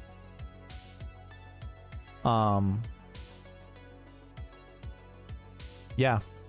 That's my take. AJ goes, crowds had me so upset I couldn't watch it. You're gonna cheer Rory every week and then probably crap on him and his wife. Yeah, no, here's the other thing too. This is what I don't understand when it comes to the crowds. Personally, if you're gonna piss me off when I'm golfing, I actually golf better. I golf so much better. Put me in a hostile environment in golf. It's so much easier to play than when everyone's holding their breath, hoping you become the hero to do something spectacular. Like Russell Henley. Hold your breath. Suck the air out of the room. Make it suffocating. That's what we did to Russell Henley. What we did to the Euro guys, we gave him fuel. It's like, what they were able to do to Sergio at the US Open, they thought they could recreate. And so they were belligerent. They were that East Coast asshole type of mentality of just, it doesn't work, man. It doesn't work. They were terrible. They were awful. They helped Euros win. I'm going to blame the crowd. They helped them win. Oh my God. You have no idea how much easier it is to play when people hate you. You have no idea how much easier it is to play when everybody wants you to miss. Oh my God, do I revel in that. I revel in that shit so much. Try to make me miss. Talk in my backswing. Go for it. It just means I'm going to put the next shot so much closer. And I'm going to point at you after I make my putt. Because you helped me do all. And that's exactly that's what they did. Golf is, I mean, like the psychology of golf is so easy to figure out. It is. But there are just, you know, you get some, what do we call them? what do we call them? Just casual fans. You get the casual fans to come out. They try to treat it like a football game. Nobody at the football game hears you guys. Nobody cares that you're cheering. Like, that's the other thing too, that I think it was Shane or Rory was like, all we heard out there were cheers against us. We never heard cheers for the American team. That's when you know that's an issue. That's when you know there's a problem. That is the wrong mentality. So all those East Coast assholes out there, you're the problem. You're the problem. Cheer for your team. Cheer for your team. Don't cheer against the other team. I think that's what like American sports has become more now than ever, is cheering against the I mean, I grew up that way. I was a Minnesota Vikings fan. I almost cheered more against the Packers, and I didn't really have to worry about the Bears or the Lions, to be honest with you. And when the Bears won the Super Bowl, when I was still a Vikings fan, it wasn't that big of a deal. I was like, oh, good for the Bears. You know, they deserve it. They haven't been there in a while. But the Packers, go fuck the Packers. You know, that's how I grew up. That was what was instilled in me. And now I don't care. I'm not a big football fan anymore. Still don't really like the Packers, but I got a lot of friends that are Packer fans. Like, it's whatever. Anyways. All right. I'm sorry for that went a lot longer than I anticipated. Let's move on to the next segment. Do you think they'll restrict the crowds next time? Probably not. No, probably not. Okay, let's move on to the bucket system. All right, so this isn't yet published on the website. I will put this on the website probably right after I get done with this. I'll create the page. I'll apply this to the site.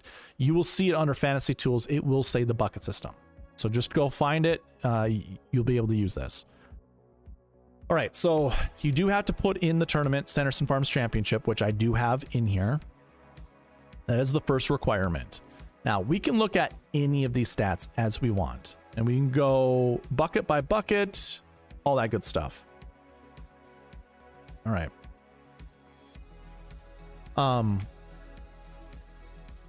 First thing to note, really, we didn't have a tournament last week. I mean, we did. It was the Ryder Cup, but I don't have that for my buckets. So you can exclude the last week bucket. And oh, by the way, you can also take a look on the cheat sheet. If I scroll down to the cheat sheet, click here. On the cheat sheet, you also have the bucket system right here. You can go, it's at the bottom of the sheet. It says bucket system. You can also follow along that way. I'm going to go ahead and use this. We don't have last week. The golfers, every golfer in the field this week has a last week bucket of 6. So don't worry about those golfers. But we can look at all the other ones. So, I mean, I guess what I could do is just drill down on each of these buckets, except for last week. So we can get rid of all of them except for last week. And when it comes down to it, we have top 10 stats, optimal lineup stats, top 5 stats, and top 20 stats. So basically what this reads for each of these buckets. So for last year 1, if I just drill down on last year 1, what you will see, there are 12 total golfers that finished inside the top 10. Now, it doesn't give you the total amount of golfers that came from this bucket, but it does give you the success rate. So 8.39%. That is looking at all golfers that were in this bucket, the last year 1 bucket. 12 golfers. And actually, if I scroll down, we can use this page down here. Right down here. There are a total of 143 golfers that ever were in this bucket, that ever represented this bucket. So last year 1, there were 143 total golfers. 14 in 2024, 17 in 23, 15 in 22, 16 in 22, and it goes on and on and on. You can see the totals here. If I scroll back up to the top, again, only 12 have finished inside the top 10. So you do the math. 12 divided by 143, you get 8.39%. Now, there's an interesting caveat to this. We have an 81% frequency rate. Frequency means how often does it happen at least once a year. That is what this frequency rate means. So if we scroll down, this is the wonderful thing about this tool. So you can see all the totals, right? 14, 17, 15, 16, 15, 18, 15, 7, 15, 11, and then 0, 0. If I drill down on top 10 counts, you can see how many each year were represented. And if we deselect top 10 counts and you select it again, so right here, 2022, there were 0. Well, was this more of a volume thing or what? If we drill down into it, okay, so there was 15 in 2022. We can drill down on this 15 number, come up to this little page in 2022 and look at all the golfers that represented this. Let's sort by salary top to bottom. Sam Burns was in it, so he did not perform well. Sahith Theegala missed the cut. 10K golfer. They were 10,000 and above. This bucket, they performed terribly. But I mean, what? We had 1, 2, 3, 4, 5, 6K golfers. 1, 2, 3, 4, 5, 7K golfers. 2 8s, a 9, and two 10s. Either way, very bad. This is the one year that bucket wasn't super good or super great. By the way, why did it deselect? That's interesting. Oh, I wonder if I just, okay, when I drill down on something else, I get it. Okay.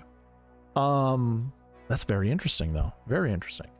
So either way, top 10 counts. We've had at least one every year except for 2022, at least one.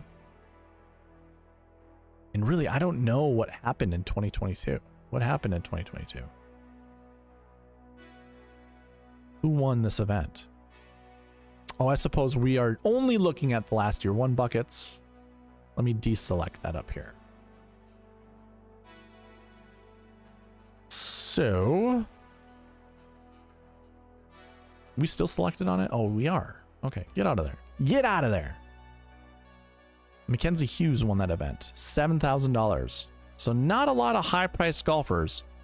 Sepp Straka. Okay, what was his bucket ID for last year ones? Or last year buckets? Sepp was a 5. It was a missed cut. Mackenzie Hughes was a 2. And we had some newbies here. Or not so much newbies. I guess they were. Course history 6s are golfers who have 0 course history. 2 South Africans, by the way. Garrick Higo and Dean Burmester. Then you had Keegan, who was a last year 5. So he had missed the cut the year before. Emiliano Grillo finished in that 20 to 40 range. And if you want to see what those raw stats are, you can just click on there. Grillo finished 39th. Okay, good to know. Then Hardy, 26th. A couple guys that have not played or did not play the year before. Okay, that made up a lot of missed cuts were at the top. We can also sort by salaries top to bottom and just take a look at the crowd of golfers. I mean, it wasn't, well, Russell Henley, I would have said would have been a good play that week. Same too with JT Poston. They both missed the cut. I have no idea why. I don't remember that tournament.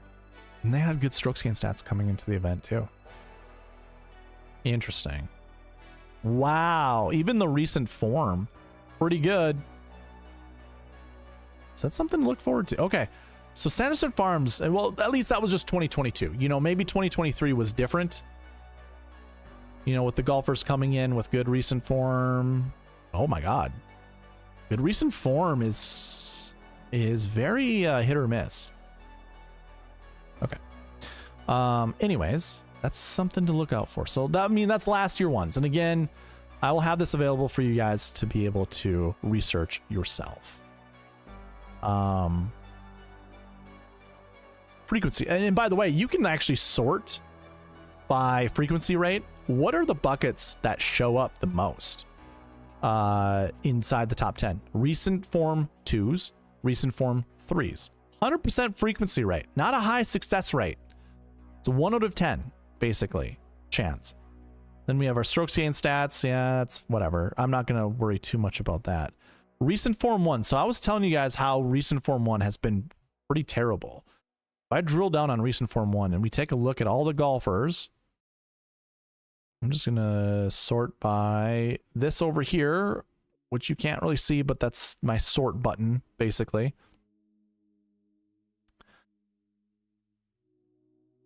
Okay, so, oh, these are golfers with good recent form.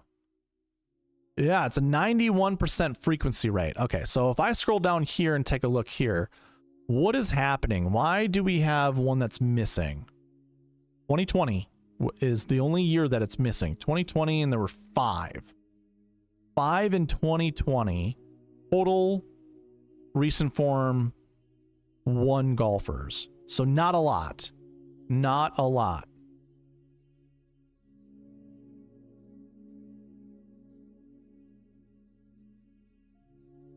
All right, who were they? It was Scottie Scheffler, 11,400, Cam Percy, Sahith Theegala, Pat Perez, and Will Zalatoris. Wow.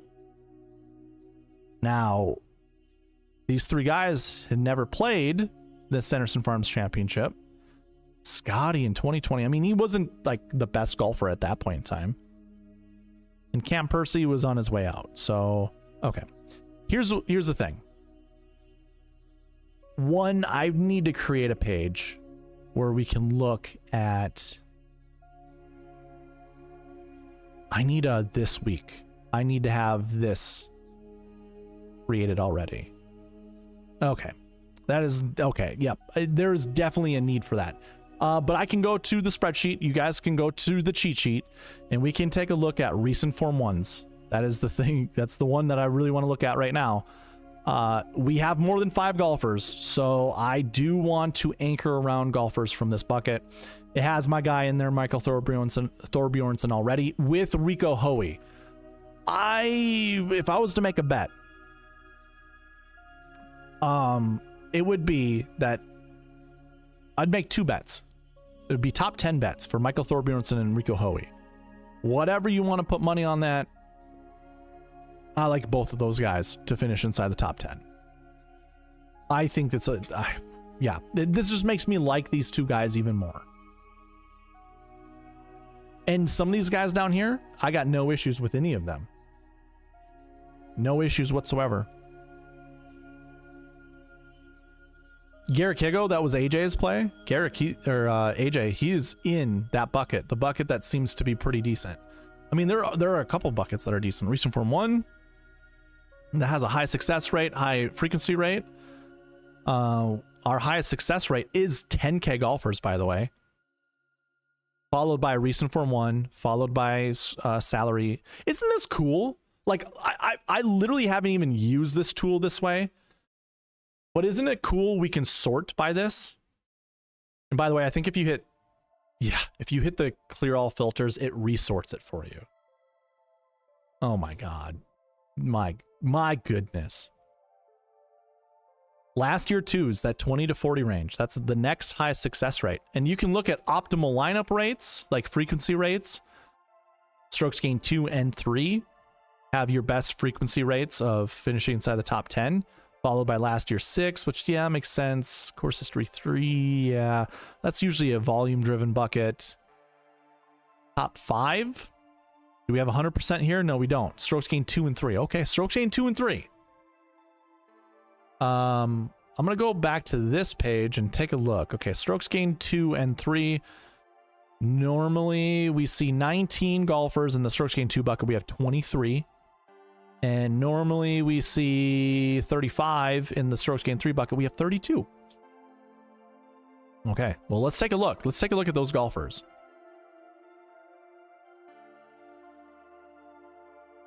Strokes gained 2. Okay, well, there's Michael Thorbjornsen yet again. Love it. I like Sam Stevens. There's Garrick Higo for AJ. All right, AJ, maybe we're on to something there. There's a lot of good golfers. I like Grillo. I don't mind Nikolai Højgaard. If you believe in Grant Horvat, Max Homa's swing is just money. I think that was just dick service, honestly. Matty Schmid, I like that. Hayden Springer, I like that. Lonto Griffin, yep, sign me up. Christopher Ventura, we just built a lineup with Chris Ventura that I liked quite a bit. A lot of golfers here. Even Victor Perez, love it. Okay. Strokes gained 3. Minwoo Lee, not super high on. I don't mind playing Minwoo this week. I will, but I'm not. This is not that big of a deal to me. Davis Thompson, yeah. There's my boy Rico though. So I'm really liking the idea of building lineups with Michael Thorbjornsen and Rico Hoey. Big time.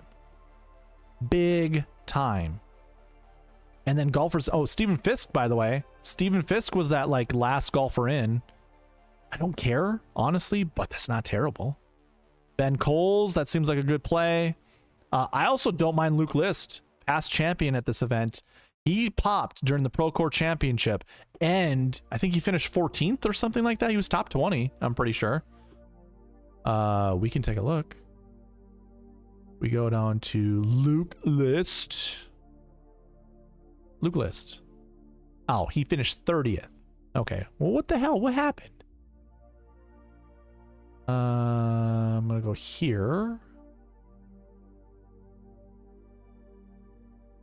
30th? Luke List right here. Oh. Thought he got up to 14th at one point in time. I must be wrong. Oh well. It is what it is. Yeah, there's some names in there. Okay. I'm loving it, dude. I'm loving it. I am.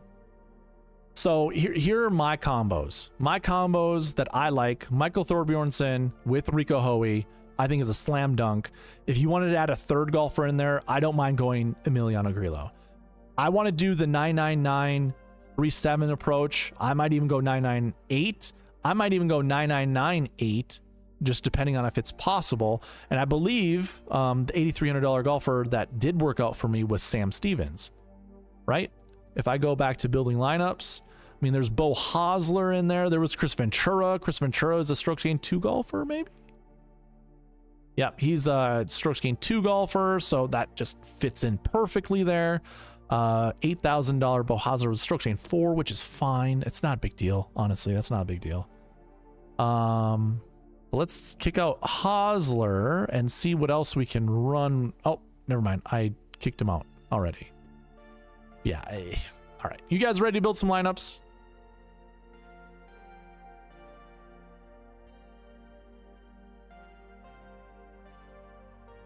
You're watching it at WNBA, hoping Indiana wins this thing. That'd be cool. All right, guys. Let's build some lineups. I don't think I have many people in the chat. 7 people? That's not bad.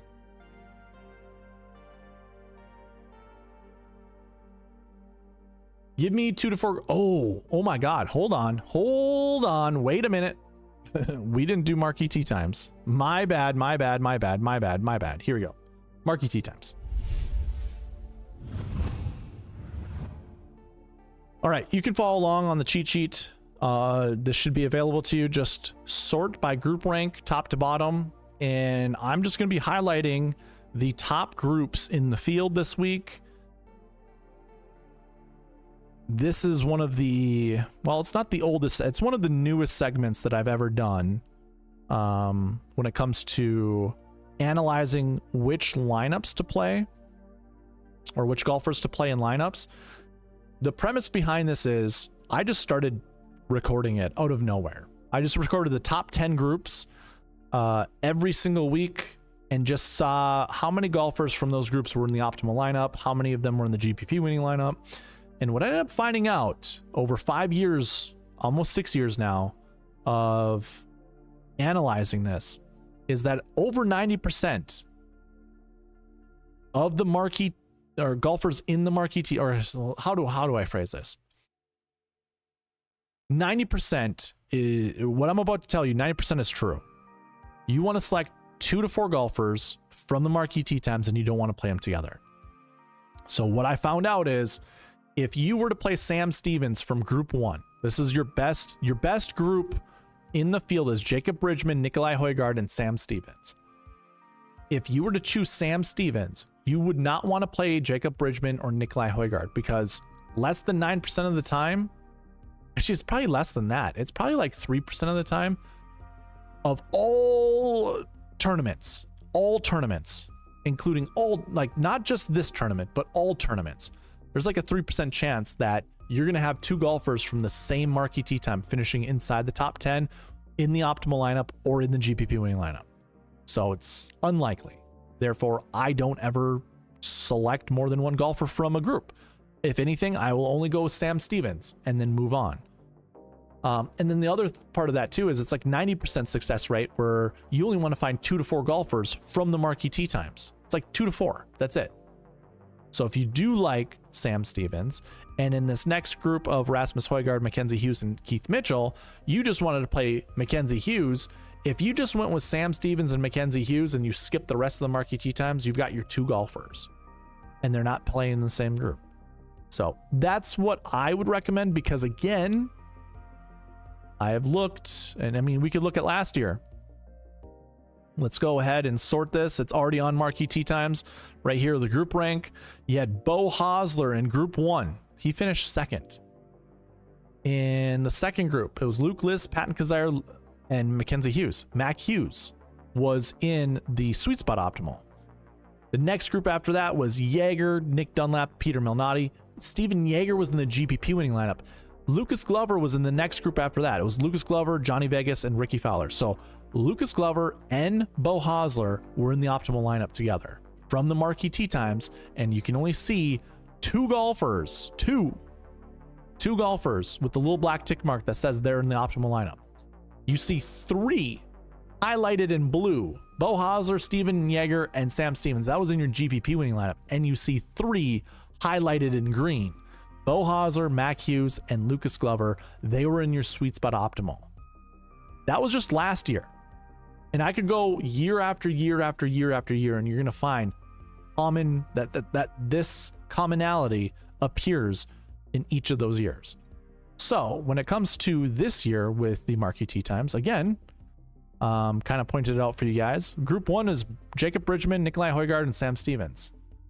Group 2 is Rasmus Højgaard, Mac Hughes, and Keith Mitchell. Group 3 is Akshay Bhatia, JT Poston, and Nick Dunlap. Group 4 is Minwoo Lee, Max Homa, Steven Jaeger. Group 5 is Benny Ann, EVR, Eric Van Rooyen, and Davis Riley.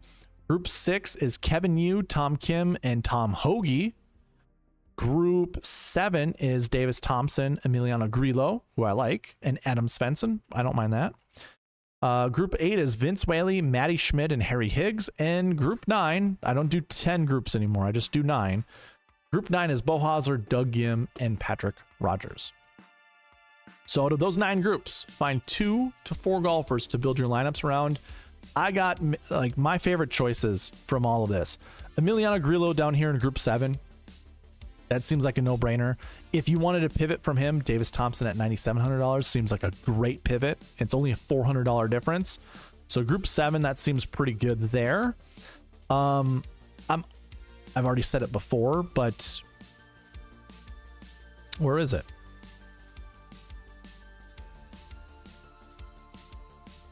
He's not there. Okay. Sam Stevens from Group 1. I do like Sam Stevens at $8,300.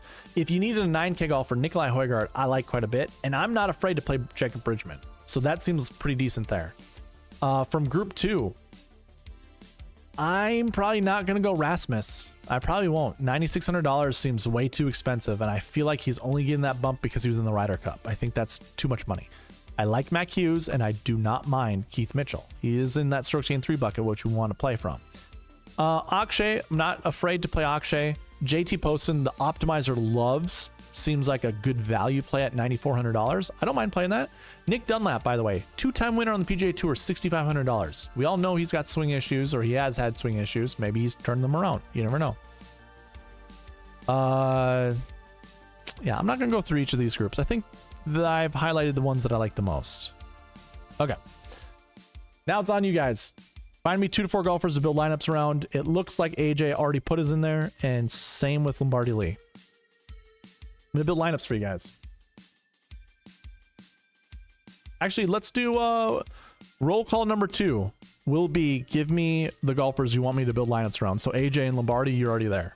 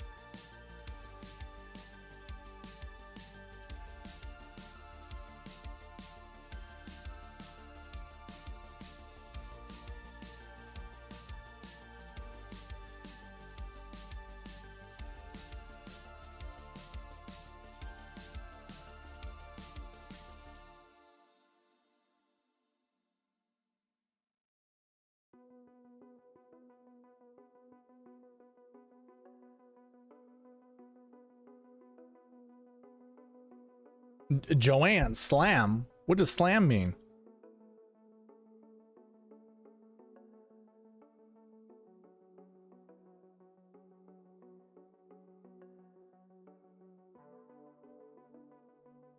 Slam the drink?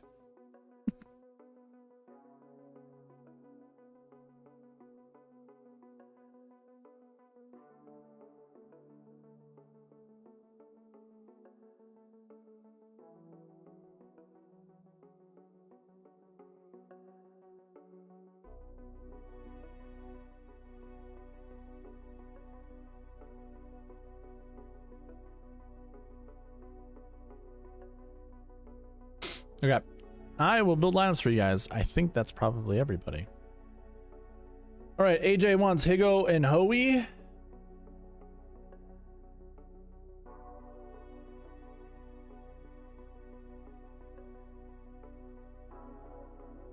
Oh, hey, by the way, the thing I was mentioning earlier with the bucket system is this.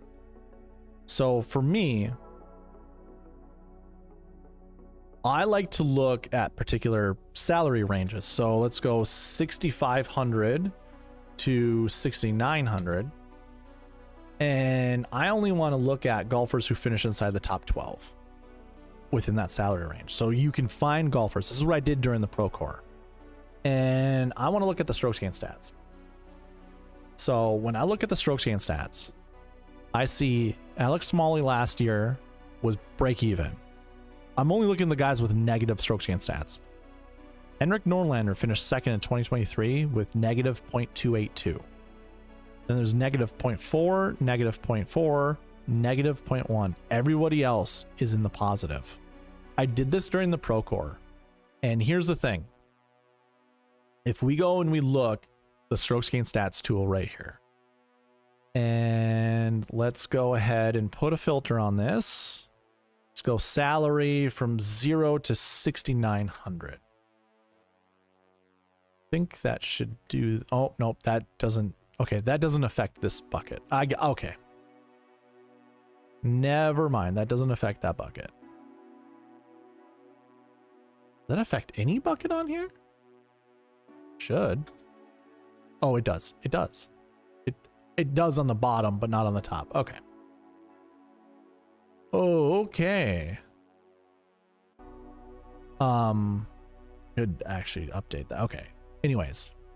So when we look at the 6K range, Tristan Lawrence, he kind of just automatically, I just automatically kind of kick him out. Same kind of goes with Harry Higgs. Having a negative, I just don't want to deal with negative strokes gain. Ben Coles is break even. I'm fine with that. Harry Higgs, you can make an exception. That's fine. Same with Chris Ventura. Break even's fine. Break even's fine. Minus 0.3. I don't care for David Skins. I really don't. Trevor Cohn, don't care. Noah Goodwin, don't care. Michael Lasasso, don't care. Lipsky, I can make yeah, we can go ahead and that's fine. It's break even. Trey Mullinax, that's fine. Ben Silverman, that's fine. Jackson Suber, Logan's guy, minus 0.435. I'm probably ignoring Jackson Suber, although this seems like the golf course you want to play Jackson Suber at. Yeah, that looks terrible.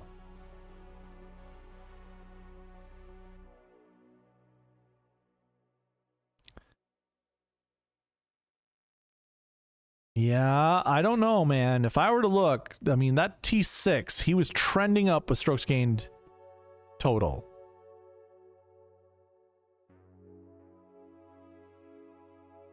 I would much rather him trend up, and he's not. He's not even trending. He's trending, I mean, technically he's trending up. Oh, wait a minute. He had a T6 Sony Open. He went, oh, well, that's the US Open. Okay, that was a whole year in between there and there. And it was just basically nothing. Okay. Yeah, I'm cool with not playing Jackson Suber. Nick Dunlap. Yeah, I'd probably skip on a Nick Dunlap also. Okay. David Ford is probably a no-go. So here's the other thing too, is with the bucket system, now we can go like the very, very low end to 6,400. And this is going to be our low 6K range.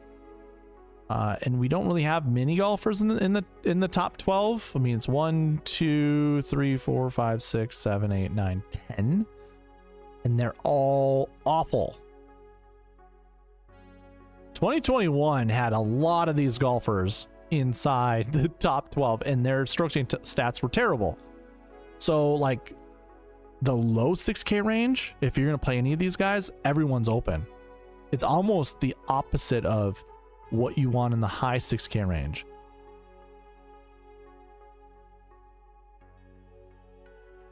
So if I go back here and we look at all these low priced golfers,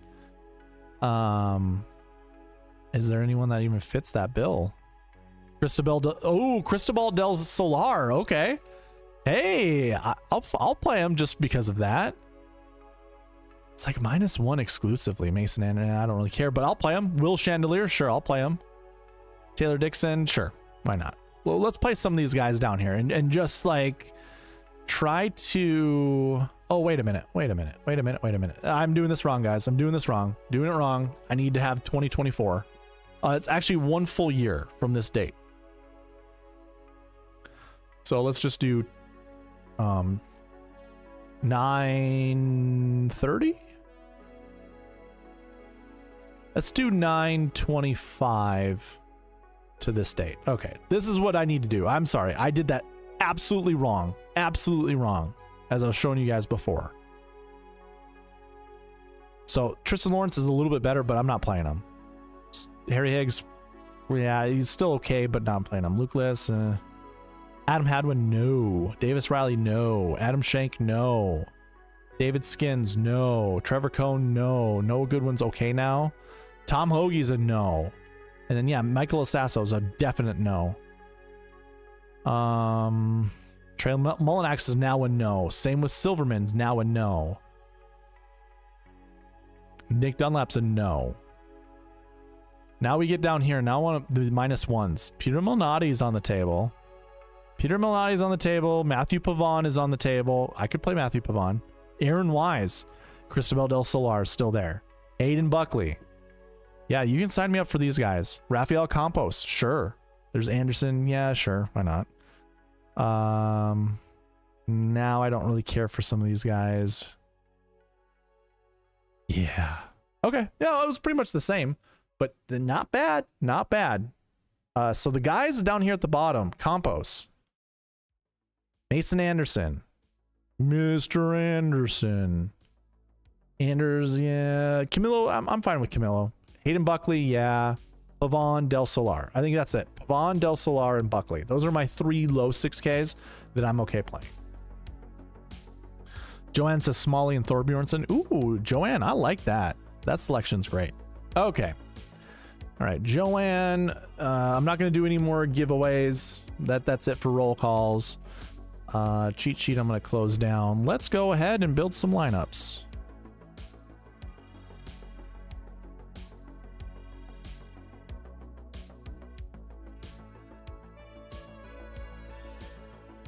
All right, AJ, I'm going to build you 5. Build you 5 lineups. There you go. First lineup is Poston, Bridgman, Hoey, Higo, Bezadenhout, and Mateo Montecero. Was Mateo on that list of golfers that were okay playing? 6,600 Mateo. Yeah, we're good. We're good with playing Mateo.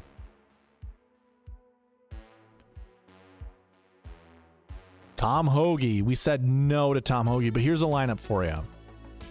Let's do this. Let's go 50% on these top guys down to the 9K range, and then we'll go 33% on the 8K range, and we'll go 20% on the 7K range. I just don't want to see the same names. And then we'll go 10% on these 6K golfers.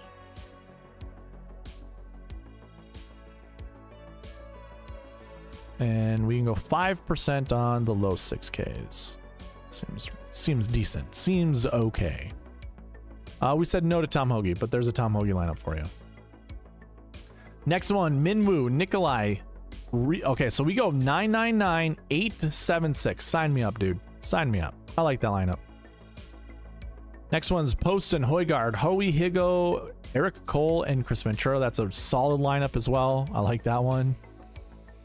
We're going back to Minwoo. Do we? We don't want Adam Hadwin anyways. I'm gonna kick out Minwoo. Let's try to get someone different. Rasmus Højgaard, Jacob Bridgman, Hoey, Higo, Perez, and Bean Martin. Sure, why not? Probably now gonna change this because 50% is gonna get me JT Poston too much. So we'll go 33% now with these guys. Maybe 25% with the AKs. Works for me. Wow, this optimizer's fast tonight. Kevin Yu. Let's not do... there's Anders, by the way. Anders Albertson. I don't mind playing him. Let's not do this. Hope you saw my message about my YouTube membership. Nope, I did not. I've not been looking at emails.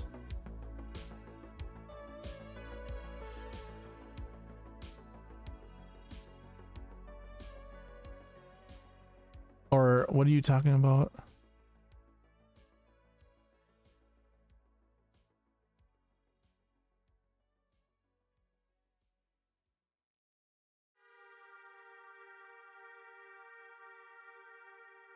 Hope you saw my message about my YouTube membership. Was that us going back and forth?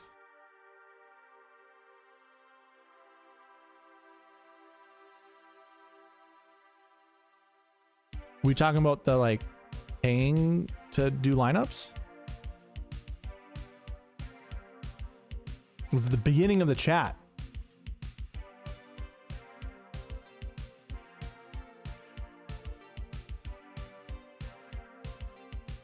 Oh, AJ, that's fine. Yeah, that's cool. That's all right. Maybe you'll get gifted one. Maybe you'll get gifted one. All right, so it breaks. So we need somebody. Who do we need? I kicked out Rasmus. So it's Minwoo, Rasmus.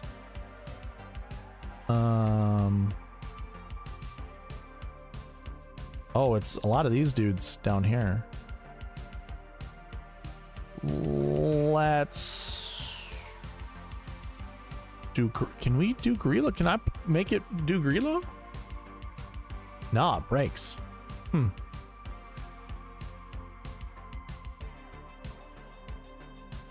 Can I make it do... No, it won't even do that. So it's very... Oh, it's very... It really requires one of those dudes. Poston. I mean, that's not a bad lineup. Poston, Højgaard, Hoey, Higo, Fisk, and Henrik Norlander. That's fine.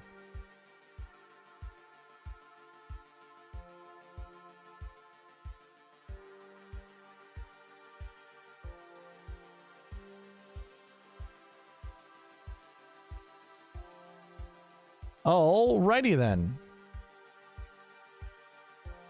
Actually, I'll keep a lot of these right there. All right, on to the next one.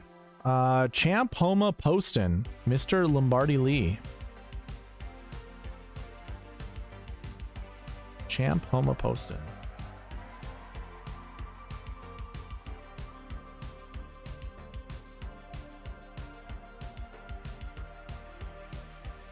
All right, Lombardi, here we go. 5 lineups for you.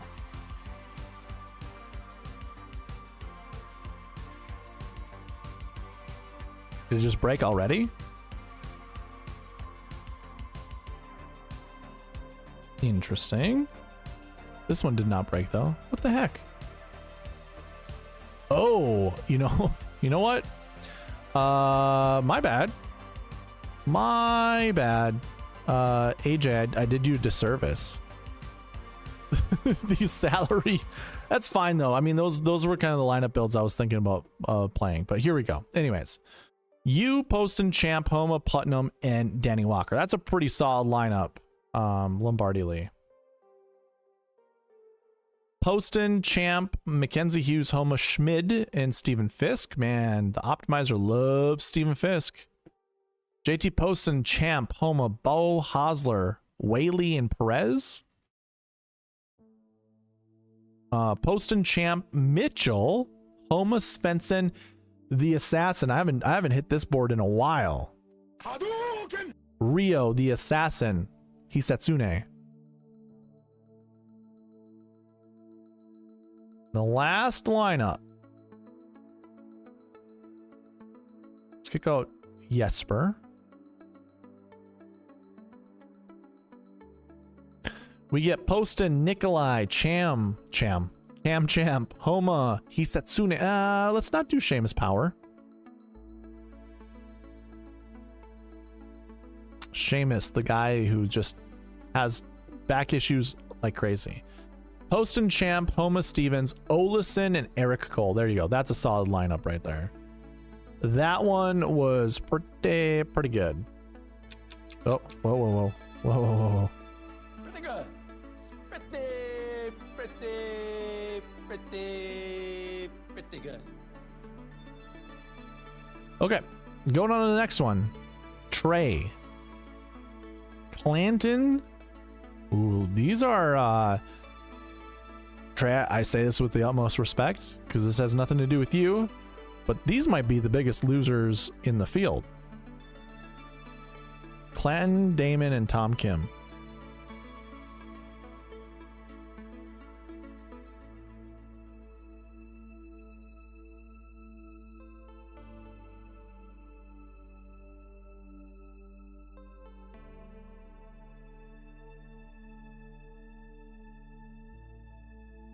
Where you at, Joel? There he is. There's Joel.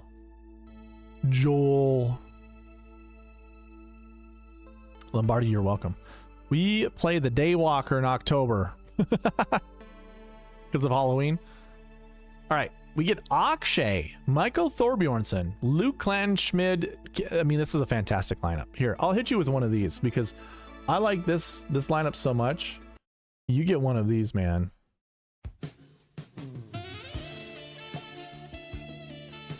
Haven't done that in forever, but you get one of those because that lineup was sexy.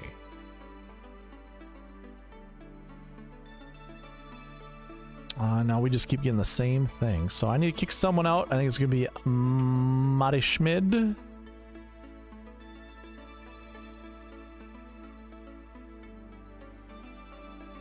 And we get Akshay again with Thorbjornsen, Clanton, Kim, Cole, and Joel Damon. That's another great lineup. Let's kick out Akshay. Let's get you some non-Akshay lineups. And we get Minwoo, Thorbjornsen, Clanton, Whaley, Kim, and Damon. Let's kick out Thorbjornsen.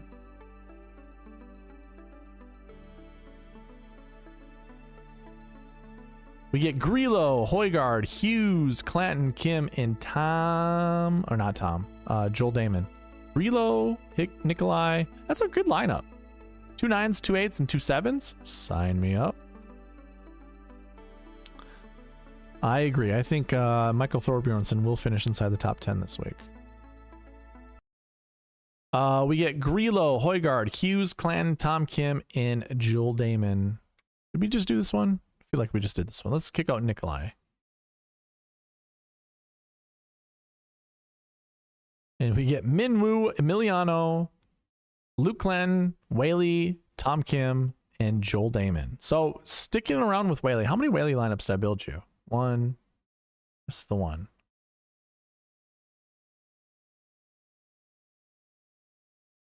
That's fine. Yeah. Okay. All right. So there are 5 for Trey. Now we move on to Joanne. Last one.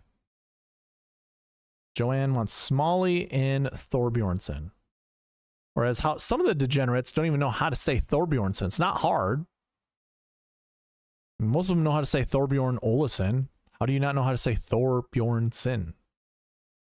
Just call him Thorb. Stupid name. Thorb. I will not be calling Thorbjornsen Thorb ever, because that's a stupid name.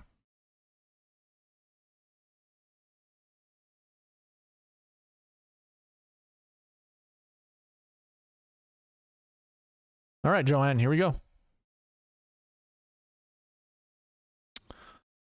We get Torbjornsson, Nikolai Højgaard, Smalley, Jaeger, Bezaden Hoot, and Stephen Fisk. Don't mind that one. Don't mind if I do. Torbjornsson, Poston, Smalley, Jaeger, Perez, and Wanto. Ooh, I like that. Torbjornsson, Højgaard, Smalley, Jaeger, Bezaden Hout again, and Max McGravy. I do like McGravy. We kick out Bez. And we get Thorbjornsson, Højgaard, Smalley, Jaeger, Perez, Putnam. That's a lot of Jaeger. Is that all Jaegers so far? It is. All right, let's kick out Jaeger. I like Jaeger, by the way, but just to make things a little different, let's kick him out. And we get a decent lineup. Thorbjornsson, Poston, Smalley, Svensson, Meisner, and Eric Finroyen. And then it's Thorbjornsson, Højgaard, Smalley. Yeah, is that a... Did we already have a Jesper in there? We did not. Just fluctuates between Poston and Højgaard, though. Yeah, let's change that up. I don't mind Kevin Roy. But let's not have Poston. Let's not have Nikolai. Let's do something different, optimizer. We get Akshay Bhatia, Thorbjornsson, Smalley, Jesper. We're not playing Tom Hoagie, but if you want one, if you want to, Joanne, that's a decent one. Let's kick out Jesper.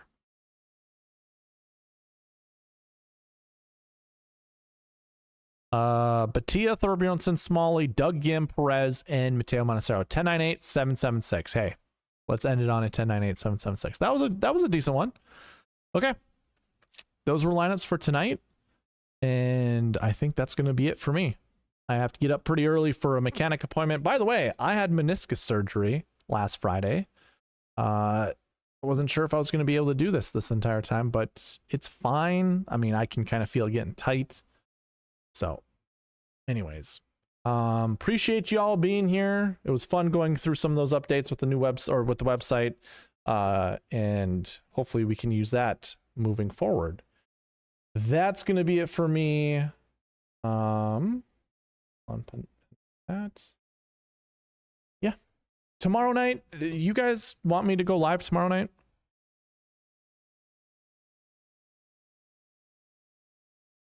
For those that are members, would you like me to go live tomorrow night?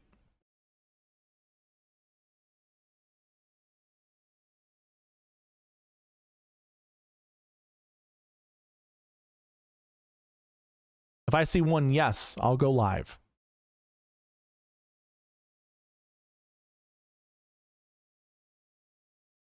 Trey, you want me to go live? You're not even a member. You need to be a member in order to see it. It's a members only video tomorrow night. Joanne says up to you. I know, you're too nice. You're too nice to be like, yes. I'll see how I feel tomorrow. I will post it on my YouTube channel. Just look out for it. If I am going to be live tomorrow, it'll be 9 p.m. It'll be 9 p.m. So be on the lookout for it if I am live. If not, I will see you next week. Thank you all for watching. I guess I'll go here. Thank you all for watching. Please leave a like, comment, subscribe, all that good stuff. And actually, let me answer that.